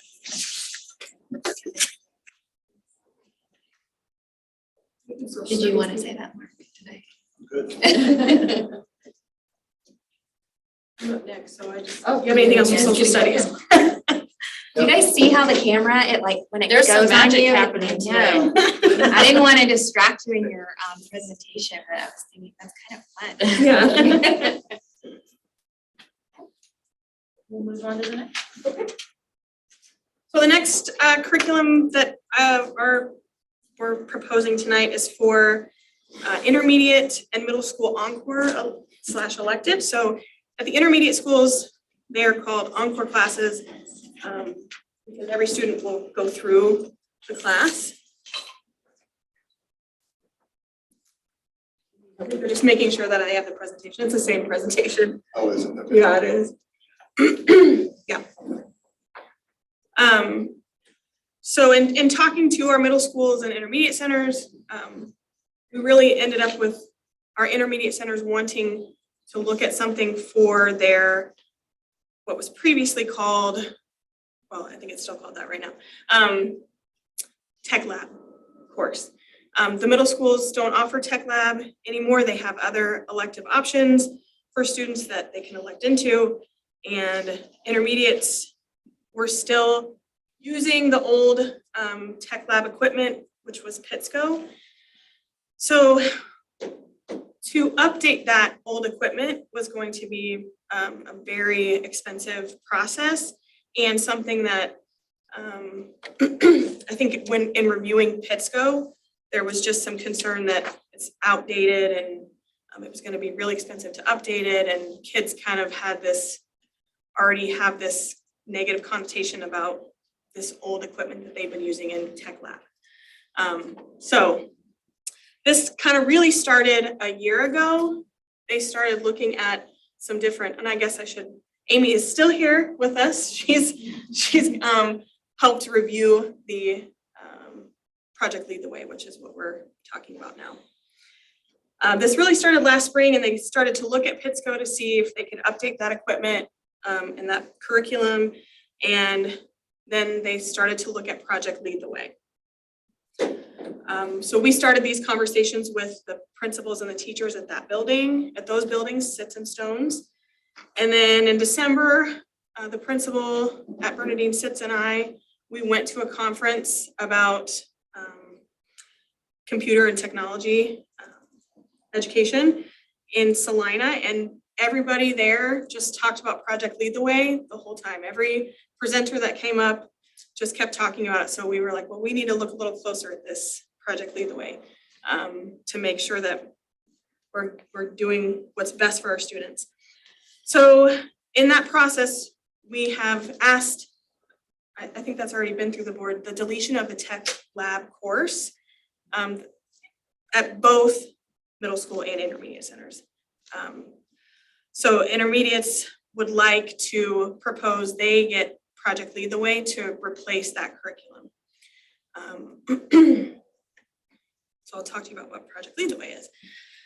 It is a similar idea of students working in science, technology, and engineering in groups, and they have projects and they go through these modules, and it's really hands-on and it's really project-based. And so the student engagement is super important in that. We can use our iPads with it. Our old Pittsco equipment had to be on desktops. So that kind of helps with cost, is that we already have iPads for everybody, so we can utilize them. This really fits our science, our STEM, science, technology, engineering, and math needs. We know our students need those skills. And Project Lead the Way supports our science standards, which they learn in science class, but then offers them another avenue, a more project-based avenue to do this. The program comes with every teacher that teaches it has to do 3 days of professional development, which is really important. Then we have qualified teachers who are leading students through to the best of their ability.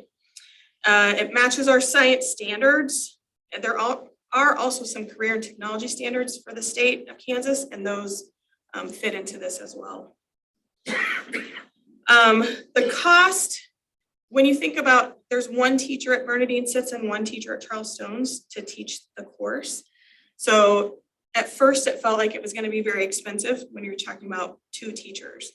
But we found out there's a grant opportunity, which will pay for the site license for a year. So it's $950 per building, and pay for the training for the teachers.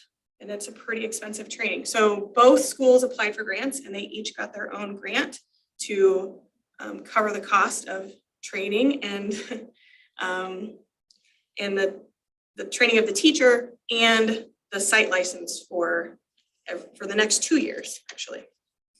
And this comes highly recommended.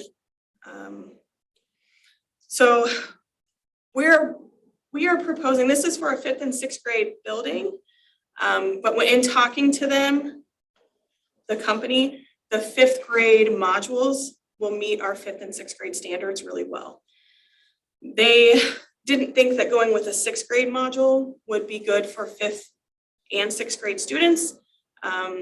They think that their launch program, which is K through 5, is a better first step into this.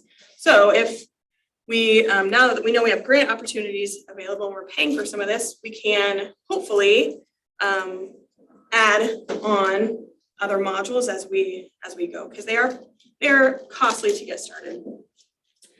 So we're proposing 5th grade modules for both our 5th and 6th grade students. They're student-centered, hands-on. There's language and literacy involved all throughout. It's translated into Spanish, which is important. And it supports social emotional learning. There's a lot of teamwork and things that go along with our social emotional learning that are really important. It's a semester course, so we are trying to get 4 modules. That's kind of the flow of how every module works. There's activities, and then there's a project, and then there's a problem-solving activity at the end. And so these are 4 different modules, 2 around infection and 2 around earth systems, and they will match up with our standards really well. One of them is a coding module, which is great because it doesn't cost us anything in supplies. We're paying for the curriculum. The other modules do have durable items that should last through your adoption, and then some consumable items that you have to replace every year. So that cost will be on us, but it will be affordable for our intermediate centers. Oh, there are launch logs that go along with it, and we decided to go with the digital version that they can do on their iPads and turn in like they do other assignments. So that helps with the cost too, not having to purchase launch logs from them. So what questions do you have about Project Lead the Way? Go ahead. So this is really cool stuff for 2 years, sounds like. But then you said it was very expensive? Well, when you think about like social studies, we're purchasing for, you know, a lot of teachers. And then when you look at Project Lead the Way and you think, well, we're only purchasing for 2 teachers, but really every 5th and 6th grade student goes through this curriculum.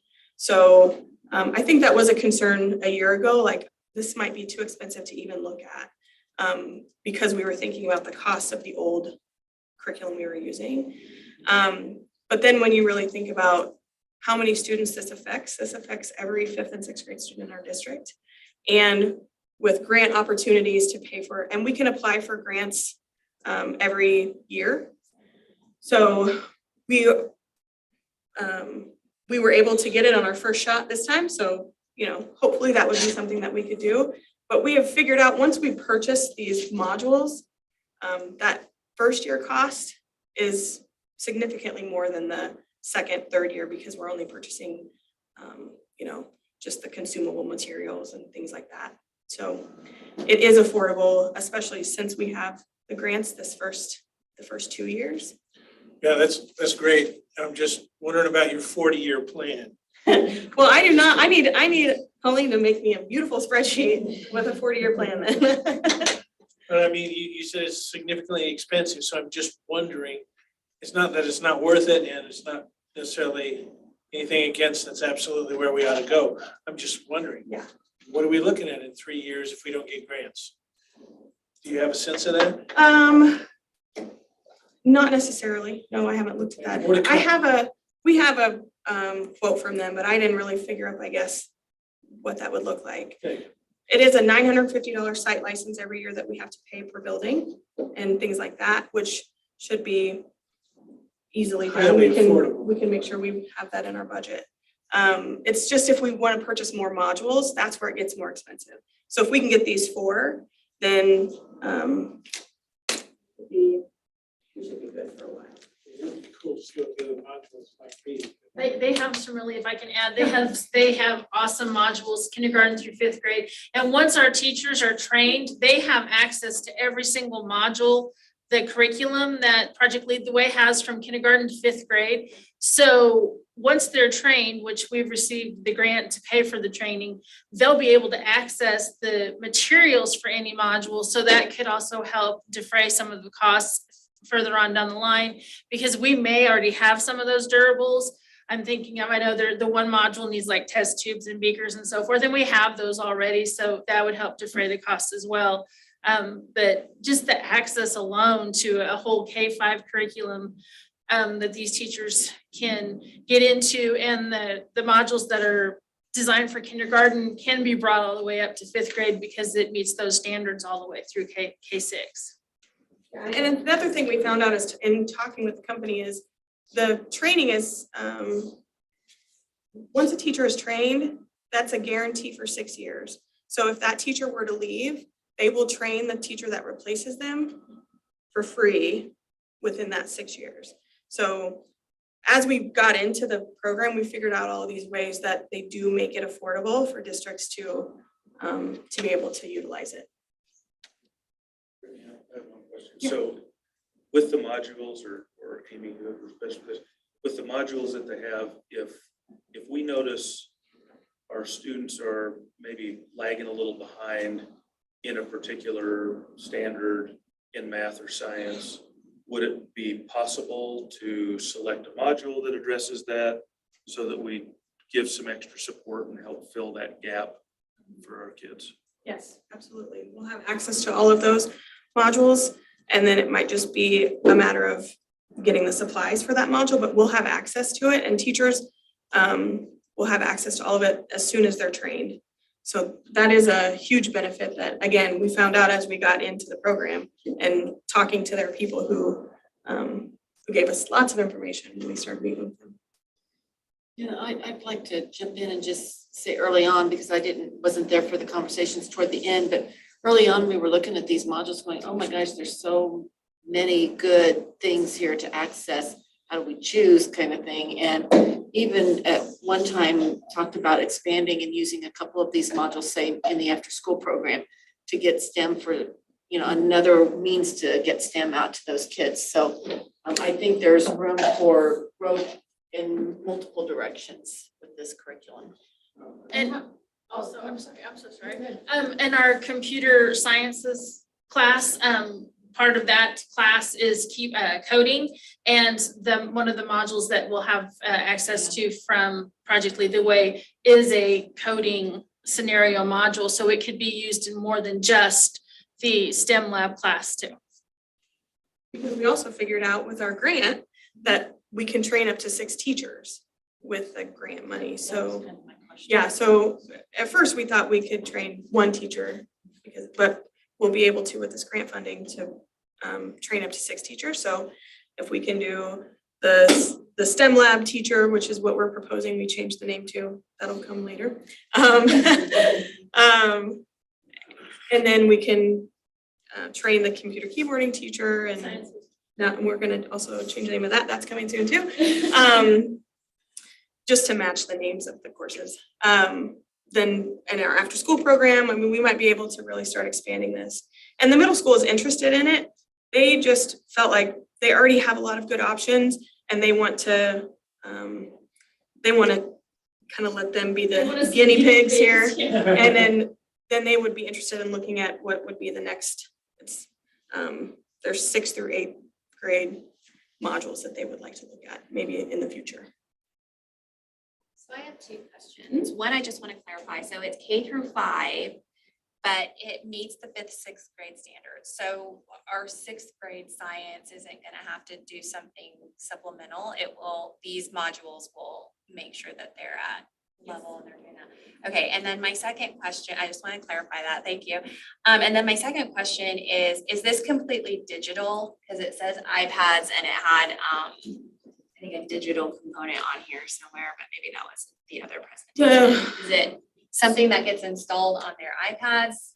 They'll have access to, it's an online portal that they access the curriculum from. And then there's different, depending on which modules you're in, there might be apps or things that you're going in and out of, which we've had our technology department make sure that this would all work, and they assured us that it would. So there are hands-on things that like students might be measuring things or doing hands-on activities, and then they might be logging their information or submitting their assignment through their iPad. And then they access the reading materials or the curriculum through the iPad as well. So both. Yeah. Does the coding mesh any with the robotics coding that they're doing? Yeah, it does. The Project Lead the Way has multiple robotics modules that we are very interested in. Those are the ones that are extremely expensive because you have to purchase all the robotics equipment. So that's where we're hoping when we get into the curriculum, we already have a lot of robotics equipment. So maybe we can still utilize some of that with this curriculum because they use the same type of robotics equipment. So They use Hvac. yeah, which is what we use, yeah.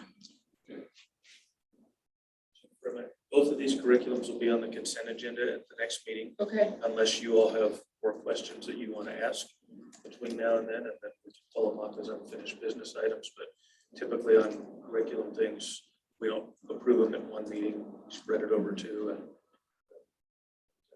we'll see where it goes next week. I do have a question. You had a couple modules examples in here, and not to start any controversy, but one of them was about the ecosystems and the Earth's water and how it's connected, and just being agriculture based and that kind of thing. I'm just curious about how black and white it is on that. From an ag perspective, we may look at how that works one way, and then from an urban perspective, sometimes it'll be geared negative towards the ag. Does that make sense? Mm-hmm. And I was, and maybe you haven't got into the nitty gritty of it that much. I just want to make sure that it's represented well and there aren't biases in there. Does that, Right, does yeah. that make sense? I think it's a fair question. I haven't looked at that super closely. They are, we had to sign a non-disclosure agreement to even look at their materials. So they're very tight-lipped on what they have in there. So now that we're in the process, I think we probably could ask to see if there's something. I don't want to micromanage it from my Right. side of the table. I can just try to be ahead of the game if we had questions or concerns from parents that came in later. There'll be something for sure we'll make sure we look at. The part of the module, I did look at part of the module and it was more concerned with them constructing a way to conserve water, different filtration systems that might be used. Things like that was more of the portion that I looked at anyway. That's definitely something agriculture that we look at too, so. Okay. That's all I had. Thank you again, that's. Yeah, thank you guys. Can I ask a question on the TCI? Uh-huh. So I was reviewing this that they sent and it says that they make, first, is it all digital? Or is there hard textbooks? There's hard textbooks. On all of it? Yeah, so we'll have classroom sets of physical textbooks and then they're also available online. So it says they make adjustments to the curriculum based on feedback. Do we get notified if they make changes to the curriculum? Do we have to approve the changes? How does that process work? That's probably not something, my understanding is if we adopt the curriculum, then the changes would be in the next edition. But if they did change something, we would get notified. I mean, they would notify everybody and probably have some kind of press release or something that we could share. But I've not really dealt with that I can think of. Yeah, I appreciate you asked that question, just because on your handout that you passed us to, if you read the bottom there, it says that, they do make changes to the curriculum based on teacher, administration, and community members. I was just curious how that process worked. I'll clarify that with them. Thank you. We'll let you know.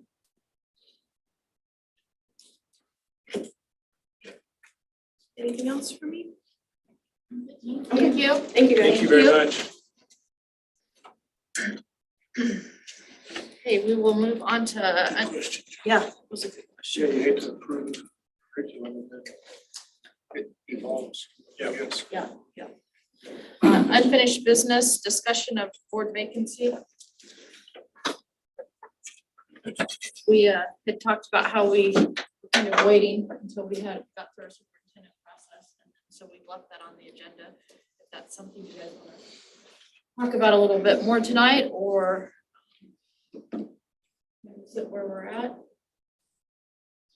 Well, I'll start. Somebody jump in and want to lead the By discussion. just starting by saying, we certainly need to fill the position, I think. And, but I'm open to ways to do it. Apparently it's at our discretion how we do it.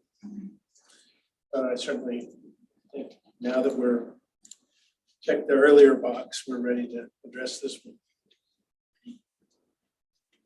So then we need to look at the different options that have been done in the past or that have in front of us to be able to do that if that's what the board would like to do. So we can sit here and look at it. Well, there were several options, right? Right. And we didn't really pull together a set of options. I mean, like I said, there's a lot of ways to do this. There's a retired superintendent that might be available. Thank you, Bill. There's a lot of school board members in the community. There's the process of soliciting interest and doing interviews, public interviews, basically in this setting.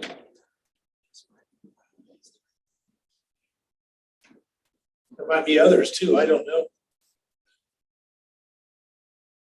I definitely think that we want to fill that position. I'm a little apprehensive about jumping on it right away, even though we said we thought we should do that once we got the superintendent, but I feel like just personally, like, I'm not sure that we have like a set onboarding process that we've put in place for new school board members, and with a new superintendent coming in, I don't know, I think it could be valuable just to, and I'm not saying necessarily have his input, but I hesitate because if there's changes or different ideas that come forth, then that school board member gets in on that. You know what I mean? That new person gets in with the new person or the new system or the new process, whatever might be at hand. But I'm at the discretion of the board too. I mean, if it's something that you feel is imperative to fill very quickly. And I think we've been presented with some options and can just choose one that we feel comfortable with.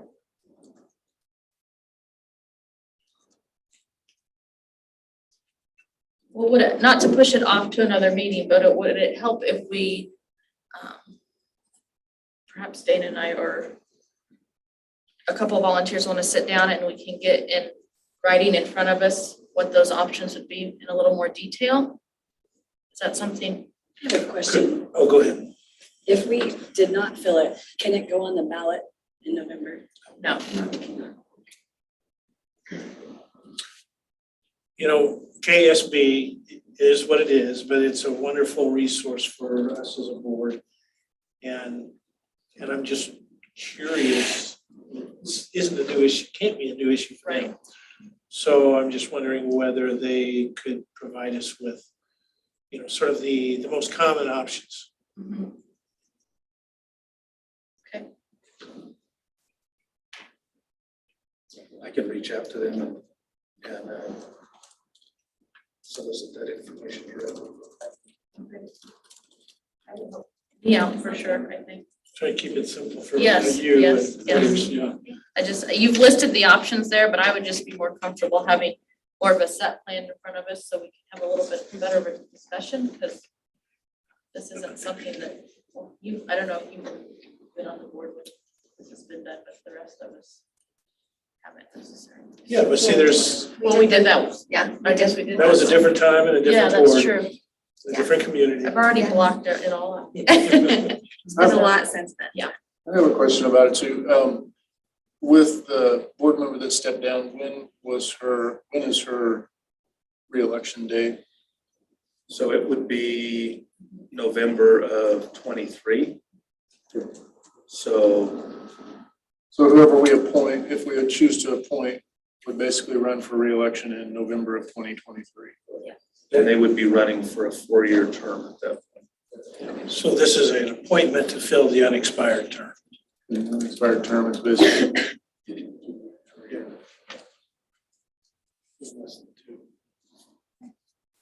Then I guess I will, when you get that information. Yep, I'll try to have it for you by the end of the week. Okay.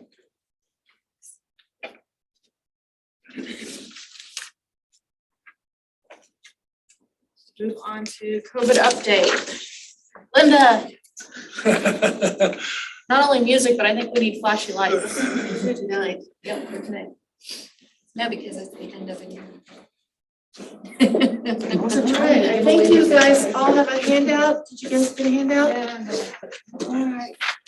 So this is the addendum that we are recommending that we add to our plan. So we will continue to have our plan posted on our website. It is required for us to access the ESSER's money, so we have to have a COVID plan. So it will stay there. This would be an addendum on essentially give us the ability to move off the plan and move on the plan. So as we see need. Really, we've had several good weeks here recently. We had one positive that kept one school yellow last week, but we're all green currently. So that's great news. Yeah, I know. Even a horse good cheer is great right now. So I'm not a little biased, but maybe a little bit. Yeah. So just kind of walk through this plan. Basic mitigation strategies would remain in place. So that's the sanitation, the hand washing. We would still alert our custodians if there was a positive in the building so they could go give the room a once over, that type of thing. So we would continue to do those basic sanitation things and mitigation strategies. The responsibility of the family, student, employee to monitor for symptoms and stay home if they're ill. And then watch for symptoms of COVID-19 for 10 days after exposure and report those positive cases to the nurse, supervisor, or the HR person that's in charge of employee services. Everyone ages 5 and up are encouraged to visit with their physician regarding COVID vaccination and boosters. Then the color chart that we currently have on the district website where we say yellow for a positive, green if there's nothing, we would maintain that just as a really nice way to continue to communicate to staff and families if there's a positive. So the building turns yellow, then we know there's a positive in that building and they can see which classroom. So we would continue to maintain that.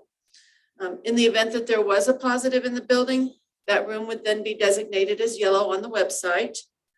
We would not change any protocol. The building nurses would monitor positivity. So again, like we said above, the employees would have to notify the nurse or somebody in HR.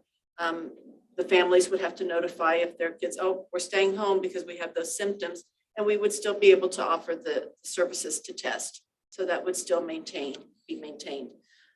If there are 10% or more positive cases in a building population within that 10-day window, so that's that exposure window, then we would activate the COVID protocols for that particular building. And then if we had 3 buildings that were triggered all at that status at the same time, then we would move the whole district because now we're probably looking at an outbreak. So kind of think about that 10% number because that's actually quite a few cases when we're talking about a building population, even in some of our smaller schools, that's quite a few kids that would have to be positive before we go back to the COVID protocol. All right. There is an exception clause. So if we had an order from the governor, Finney County Health Department, the Kansas Department of Health and Environment, any of those mandated federal orders, state orders, then we would have to follow those orders. And then just as an FYI, we have run this plan by the Finney County Health Department and they've given their blessing to us. Michelle has looked at it as far as district implementation and she feels very strongly that we can monitor this and her nurses can take care of this. So that's kind of it. So I will say that while we usually have the wait another board meeting for action, if you vote on this tonight, then we don't have to do the screeners in the morning. So I'm just going to throw that out there. So the screeners actually are one of the things that would go away. So I would like to ask you to maybe consider voting on this tonight. That was one of my questions. So the screeners for the teachers and the students Go completely away. gone? Mhm. Okay. And then I guess the only other thing that, I don't know if it's up for discussion or not, but that everyone 5 and up is encouraged to visit their physician about COVID vaccination and booster. I think that's a parent choice. I don't think that needs to be included. Yeah, it's encouraged. It's not something anybody has to do. That is one of the things that's still recommended from KDHE. So we just left that in there. But it isn't, we don't care. I mean, we're not going to ask people if they've done it or not. So when you are saying it's encouraged, how is that done? I mean, is it just good in this on the website? That's how it's encouraged? That's it. Or Yes, there's this gonna be is, staff saying, I encourage you to go? no, this is going to be placed on the website and that's our encouragement. So, And it is my understanding that we have to have some kind of plan still according to state regulations. correct. And federal, because the ESSER's money is federal.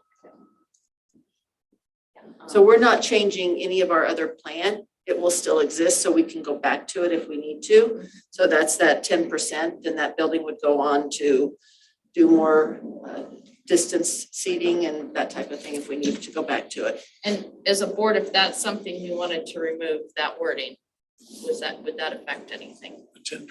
No, the fact they're encouraged. I mean, it's always good to encourage people to visit with their physician, I guess. Since John had asked that question. If you choose to pass it without that language, then that's your prerogative. Okay, I had another question to go with that. Oh, the 10%. I'm curious, for like our other, say we have flu go through the building and there's been times there's been enough gone that have shut down a building for a day and clean like that. Is there a percentage you follow for that or how is that? No, it would kind of go down to the little asterisk that says decisions are made with the best information. And that would include the number of available staff would be taken into account.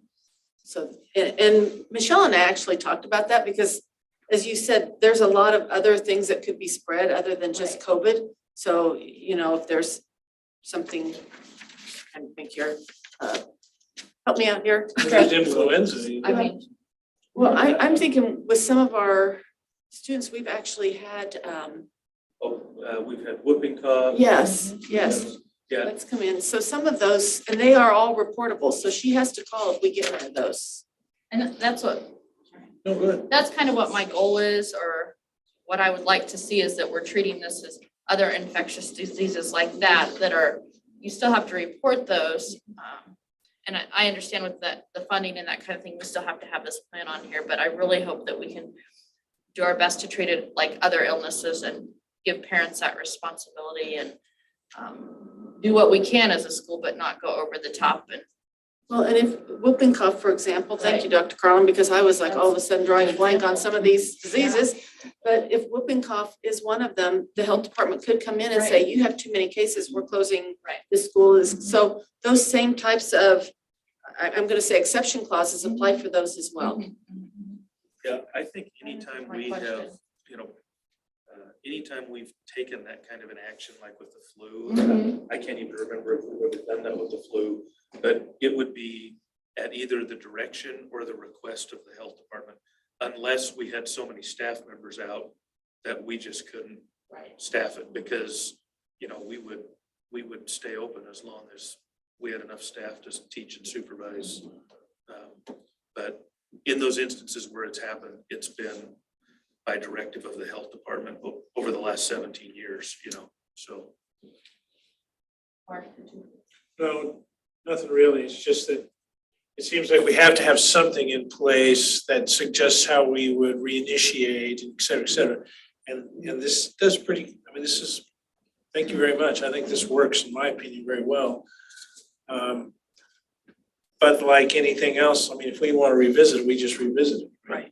Correct. And I agree. I think that's kind of a gray area with the putting in there that we're not recommending vaccines, but we're encouraging them to talk to their physician about it. And I could see that as being interpreted differently, that we are recommending them.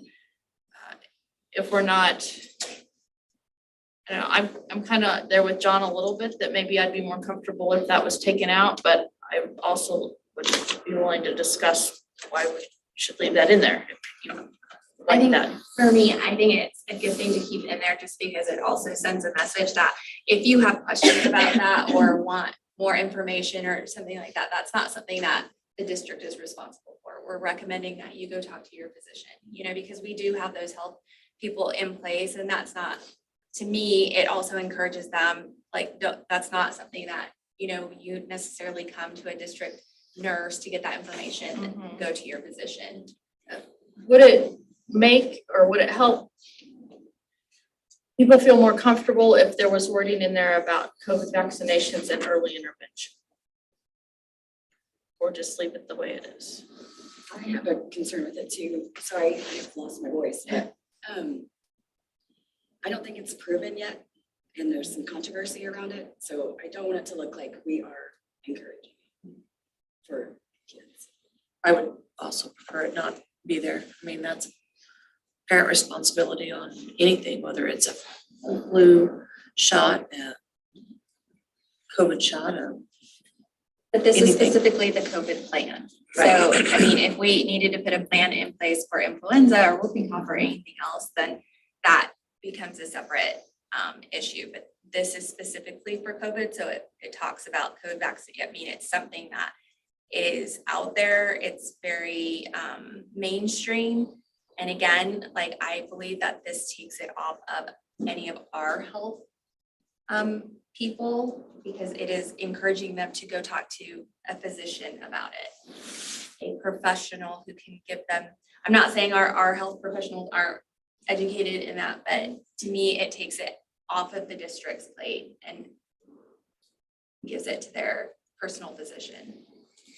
I'm only comfortable with it if it has other early interventions in there too, because that is also. maybe, if the wording's changed to What do you mean by early interventions? I don't know what that means. Like, what would that mean? Well, the COVID vaccine is, the way it's communicated now is that you may still catch COVID, but you might not get as sick. And there's other medicines and interventions out there That are can- being recommended for it? Sorry, I cut you No, off. you're I didn't fine. mean to- Yes, through other, not just necessarily the KDHE or the CDC but other medical entities. Regarding, so you would just say regarding the COVID vaccination and or other early interventions? Yeah, because I think that they should be able to talk to their physician about other options than just the COVID vaccine. Maybe we could change it if anybody has questions regarding COVID-19 to discuss it with their medical. So yeah, I kind of like that because I'm not sure why we would be encouraging a 5-year-old to get with his physician. That's the way it reads. Everyone age 5 and up are encouraged to visit with their physician. So what was the wording that you just said? Maybe if any questions regarding COVID-19 to discuss with your medical professional. Whoever that person. Could that be added to the bullet above? So it is the responsibility of the family, student, employee, report positive cases to school nurse, supervisor, or director of employee services. If you have additional questions, please contact your physician, something like that. Yep. Yep. Yep. And then delete the line below. Heath or Colleen, did you write that down? Stephanie, I know that for us. Stephanie, you got it? Awesome. Got it on. Thank you. So I wouldn't remember, but yeah, I know. Yeah, it's like a vault and it's locked, right, Heath? Right? Yeah. Okay. Action? No action. I'm like, I'll make a motion Okay. to adopt the new response plan with the recommended wording changes Okay. and the deletion of the third bullet regarding discussing with physician about vaccination. She seconded. She did. She whispered it, but I heard it. Is there any discussion, any more discussion on that? I do have a question. I should have asked this before we had a motion. It says pandemic response plan at the top. Is that what they're still wanting it to be called? that's my understanding. I can look into that, Jennifer, but that's my understanding. They're actually saying that's a new endemic. Well, that's approach. why I looked So- at the one at the bottom. I just want to make sure we had the appropriate Yeah, well, it's title. still going to our pandemic response plan. It's an addendum to our plan, Okay, so. any other questions? Okay, all in favor of the motion, please say aye. Aye. Aye. All opposed? Okay, motion passed. I believe that means no more COVID reports from Glenda meetings, or will we still be talking about? Only if I have to. Okay. If those numbers start going up again. It's such a tradition. We should keep it going. Yeah, really. Habit. One of those traditions we don't want to miss. I didn't get a chance on the discussion, but I just want to thank Glenda for all her hard work. I know this has been a lot of added work and stress to your life as well as everybody else in the district. And I'm just thankful that we're to a point where we can pass something like this to where our teachers and our students and our staff don't have as much of the load every day to go through, and we can get back to the business at hand. So, thank you. Another quick curiosity question, I'm sorry. You're good. At one point in time, nurses were testing not only COVID, but flu. We still able to do that? Yes, we are still testing both. So on the information that you get on Friday at the end of the week, you can tell there, it will say how many they're testing. She tested one today for the flu. So It's a nice service and it answers some questions at the local level there. So, okay, thank you. Nothing else? Now on to the money portion, right? Well, not so much money, but a little bit of money. Planning? Yeah, something along those lines. So I'll be talking to you about COVID-related support. So just to give you a little bit of some background and reminder. So the district identified a 3-bucket approach to how we would spend the ESSER funds. So we have instruction, COVID-related support, and then infrastructure / HVAC improvements. These are the percentages. I know it's really hard to see. Instruction, approximately 60 to 70%. COVID-related support, 10 to 20%. And then infrastructure, HVAC improvements, 10 to 20%. So those are our percentages of what we've identified of how we will spend those ESSER dollars. Here's kind of a list of the positions that we have, positions and then 2 software programs that we have identified are instrumental in our response to COVID-19. So there's these positions just listed for a point of reference so that you know what we're looking at and what we are lumping in underneath that COVID-related support umbrella or bucket. So COVID-related support items were directly instrumental to our response of COVID-19 in our school district. These proposals were reviewed and carefully considered by the leadership team to track results and measure progress. These positions and proposals have now been approved by leadership and now are ready to be considered by the board for approval. We'll bring all these ESSER proposals back for your review and approval on April 25th, along with the district site council proposals. This is super tiny to read. So our COVID-related support, we have the budget expense listed out on here for all of the positions plus Remind and Zoom. So those big platforms that we are using for our response to do virtual meetings. Remind, which is our system where we send out messages to parents and families on school functions. So the total is $762,360. Last year we divided another portion of this, so building ESSER proposals. Last year we divided $300,000 between all of our schools for their building allocation, and it was based on their enrollment at each of the schools. This set aside of funds were designed to give the principals flexibility at their building and the opportunity for them to prioritize how they would specifically respond to COVID-19 in their building. So the buildings are still actively implementing these strategies to utilize these funds. As you remember, the state kind of had a late start with release of those funds, and those plans were just a little bit behind, but we're still actively working on that. For next year, we are allocating $300,000 to those individual buildings, the same manner that we would do this year based off of their enrollment. So it would be off of that number. Same kind of concept, using these funds to design proposals or design activities within their school to combat COVID-19 within their school. So some have done some instructional materials. I'm looking at Glenda here to tell me a couple of the other things that they've done as well, instructional wise. Phonics programs for the early learning has been one of them. Some have used funds for like their building leadership team and creating analytics to review testing scores and programs in there. They've used it to purchase a variety of tech needs. So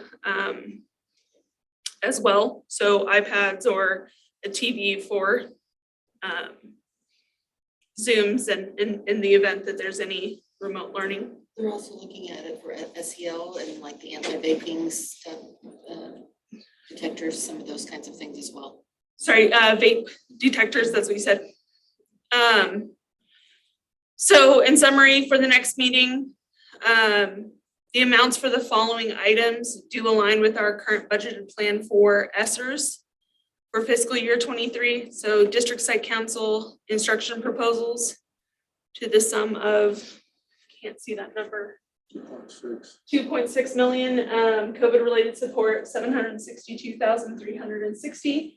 And then the building ESSER proposals for 300,000. One of the other big pieces to this is Glenda and I will be working together with the proposal contacts to also create measurable goals to benchmark their results. This will be done before the funds will be released. So we're kind of benchmarking that progress for the leads of those COVID proposals to then define how they're going to meet some of those goals to measure that progress. That's a state requirement, right? I mean, to be able to measure the benefits of the, whatever we implement. Measuring, tracking, and then being able to back up how those proposals are impacting The COVID-19. state requirement is simply that the money be spent for one of the allocated, the Authorized uses. the authorized uses. We're adding another layer to that to say, we want to know that the investment is worthwhile. Other questions? Being new to the board, can you give us a little background on the ESSER's funding, kind of how it's allocated, how much we get, how long it's going to be around? Just kind of a little bit of a state of a union of ESSER's as far as how, when the school started receiving it, how long we're going to receive it, things of those nature. Yeah, so there's really been 3 allocations of ESSER's. ESSER's 1, which I think also was maybe called CARES, ESSER's 2 and ESSER's 3. And it's based on our Title I allocation, the federal government. This is all federal money that flows through the state. So based on those numbers last year, we were given allocations, and maybe the year before, of ESSER 1, 2, and 3. We took our money and said, and I think the federal requirement in ESSER's 3 is that 20% of the money be spent on instruction, learning loss, that kind of thing.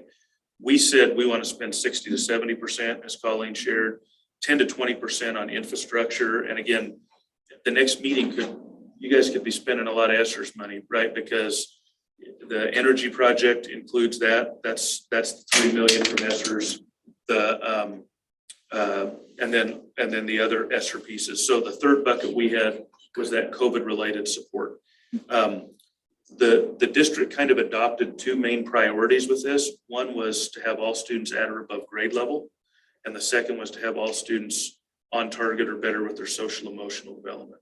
So as we're doing all of these things, we're looking for ways that, even including the infrastructure, indoor air quality, that ties to those 2 goals. And the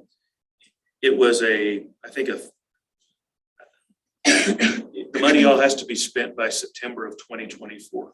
So we have this coming school year and one more, and then we will have had to have spent those ESSER dollars. So we kind of broke it up into 3 pieces. And then money that's not spent will be kind of carried into the next year. So like next year, if some of the dollars aren't spent this year, it would be possible for the district site council to be able to go further down on their list, kind of thing. So we had 3 different payments that we've received all of them, so we know exactly what we're working with, or we still got money to come? So good question. We don't have that money in the bank. That money, we have to spend it and then the feds reimburse it, okay? And so we did an ESSER 2 plan, and we have spent most of our ESSER 2, or we will by the end of this year. We're right in the process of getting our ESSER 3 plan approved by the state. And so in order for us to get those dollars, we have to get that approved.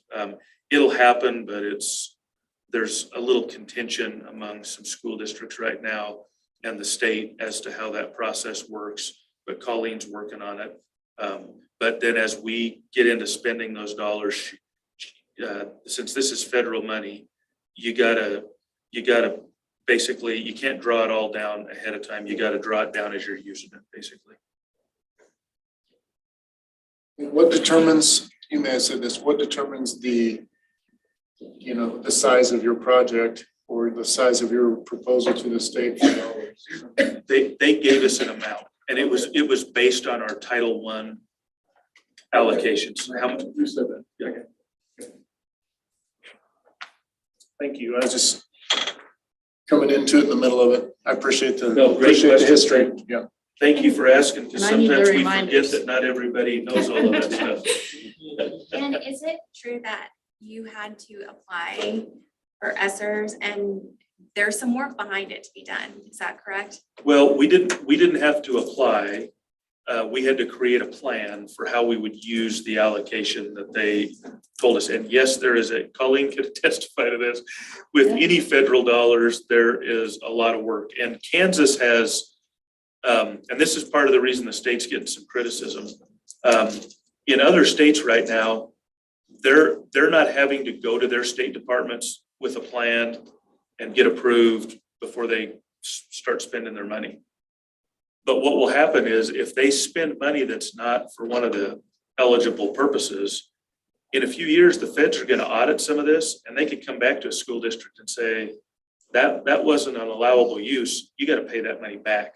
So yeah, KSDE's approach has been, we're going to help you. We're going to make sure that what you're trying to do is okay, and then you're not going to get caught.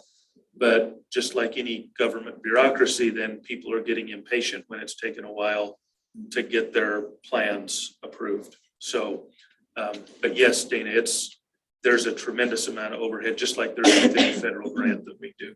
Well, I just wanted to point that out because I've read recently about other districts that didn't get that done and they didn't get the amount of ESSERS dollars perhaps that they could have. And so, I mean, I appreciate the amount of work that, you all have done to make sure that we take advantage of that and, get those plans and things in on time or whatever is required, so. I might add to that too, that one of the things that, and every round there seem to be a few more strings. So ESSERS 3 has a few more strings than ESSERS 2, which has a few more than ESSERS 1. But ESSERS 3 is really big on getting input from stakeholders. So again, this fit really well with our process of involving, different groups, some through the district site council, others through other avenues. Colleen recently went out and did a student survey with our student councils at our secondary schools.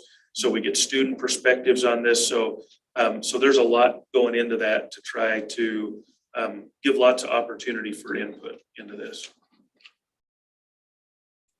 Like all government funding, you kind of sometimes get your hands tied a little bit. Is there anything that goes along with this as far as how you have to do educational or how you have to do, we kind of choose what we want to do, but do they have any requirements that, hey, to use this funding, you have to teach this or you have to do any of that? There's none of that.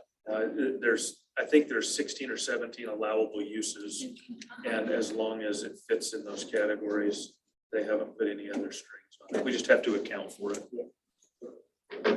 While we're on it too, so one of those authorized uses is, it kind of goes back to that specification that whatever a principal needs in their building to be able to combat COVID-19. And that mantra is kind of what that building ESSER proposals is built off of, to give the principals the assets and resources that they need to combat COVID-19 in their school.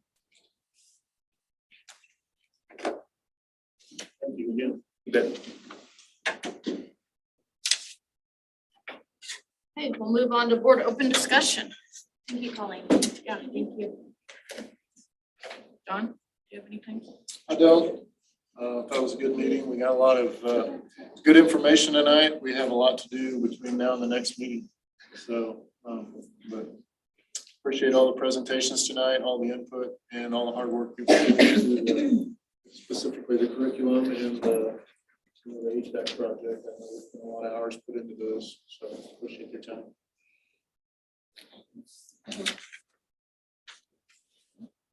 I do not have anything at this time. Thank you. Dana already mentioned it, but I wanted to mention the magic of the cameras tonight and how smoothly things seem to be going. Yeah, we have little glitches here and there, but I've noticed it and hopefully people watching too are noticing some improvements. So, Yeah, it sounds a lot better. I've been listening to it off and on. Sounds a lot better tonight. thank you. Thank you. Well, as you can probably tell, a few of us got blown in today from the track meet. So spring sports are well on their way. And that's fun. And I know you probably want to talk about it, maybe. Clue, I heard Oh, was go ahead. great this weekend, so that's good. Again, I hope people are paying attention to the counseling posts. They have a healthy relationships, I believe, on Wednesday. So I think that's a good topic. So just encourage people to take advantage of the things that they're trying to do out of the counseling offices. Should write these down. I think that's it. So I apologize, I wasn't in person for the first part of the meeting, but I am thankful for the technology. I mean, I could hear great, so I really appreciate that. I do have some follow-up questions. Since I lost my voice, I didn't want to have on there, so I'll probably just send those to you afterwards. But it's really nice to be able to try to manage all of it. Dr. Carlin. The legislature and the legislators are currently home for a little bit before they go back. Unfortunately, there wasn't an education budget passed that got out of the legislature yet and went to the governor. So they're going to have to deal with that when they get back. So wouldn't be a bad idea at all for us to reach out and anybody to reach out to our local legislators and let them know, although I think our local ones understand that pretty well, how important that is. There's still quite a few of the policy things that are being mixed with the budget, and that's kind of why that didn't pass. So we're kind of hoping that those things will get separated and the policy issues will stand on their merits or not stand on their merits and not get confused with the budget pieces. There's also a legislative coffee, I believe, this Saturday. It'll be at I think at the endowment room at the college. So if you have time Saturday morning at 10, it's a good opportunity to hear from our local legislators on lots of the issues, all the issues they're dealing with up there. Also, I think the chamber banquet is 21st. I might have given you the wrong date the first time. I think maybe I said the 27th. It's the 21st. And I think I corrected that in my notes to you this week, but we do have some seats available. So if you're interested in attending that, please let Stephanie know if you can, maybe by the end of the day tomorrow, so we can save you a seat. And lots of great things going on in the schools. You can tell it's getting to the end of the school year. But I do think, John's comment earlier, I think there's a lot more smiles on people's faces because things are feeling as close to normal as they have in a long, long time. And I think that's a big relief for everybody. So lots of good stuff happening. I have one more. Did you guys see the post on Oh, yeah. on the public schools? And I hope we can get her in here. So Vivian Lara, a GCHS, she was awarded the Amazon Future Engineer Scholarship. She was one of 100 worldwide, and it comes with a $40,000 scholarship and an internship at Amazon. So cool. And she had a big smile on her face and should have. Yes, Yeah. absolutely. Yes. So check it out. If you're not on Facebook, then that's just really cool. Something to brag about for our district too. I mean, she gets all the credit, but to have somebody from the district do that, that's pretty great. The next board meeting will take place on Monday, April 25th at 6 o'clock here in the board meeting room, and we will go into executive session. Madam President, I move we go into executive session for 15 minutes to discuss a personnel matter pursuant to the non-elected personnel exception under KOMA, beginning at 8:30. And the open meeting will resume in the board meeting room at 8:45. I would like to invite Dr. Carlin and Heath Hogan to join us in executive session. Do you have a second? And all in favor, please stand up.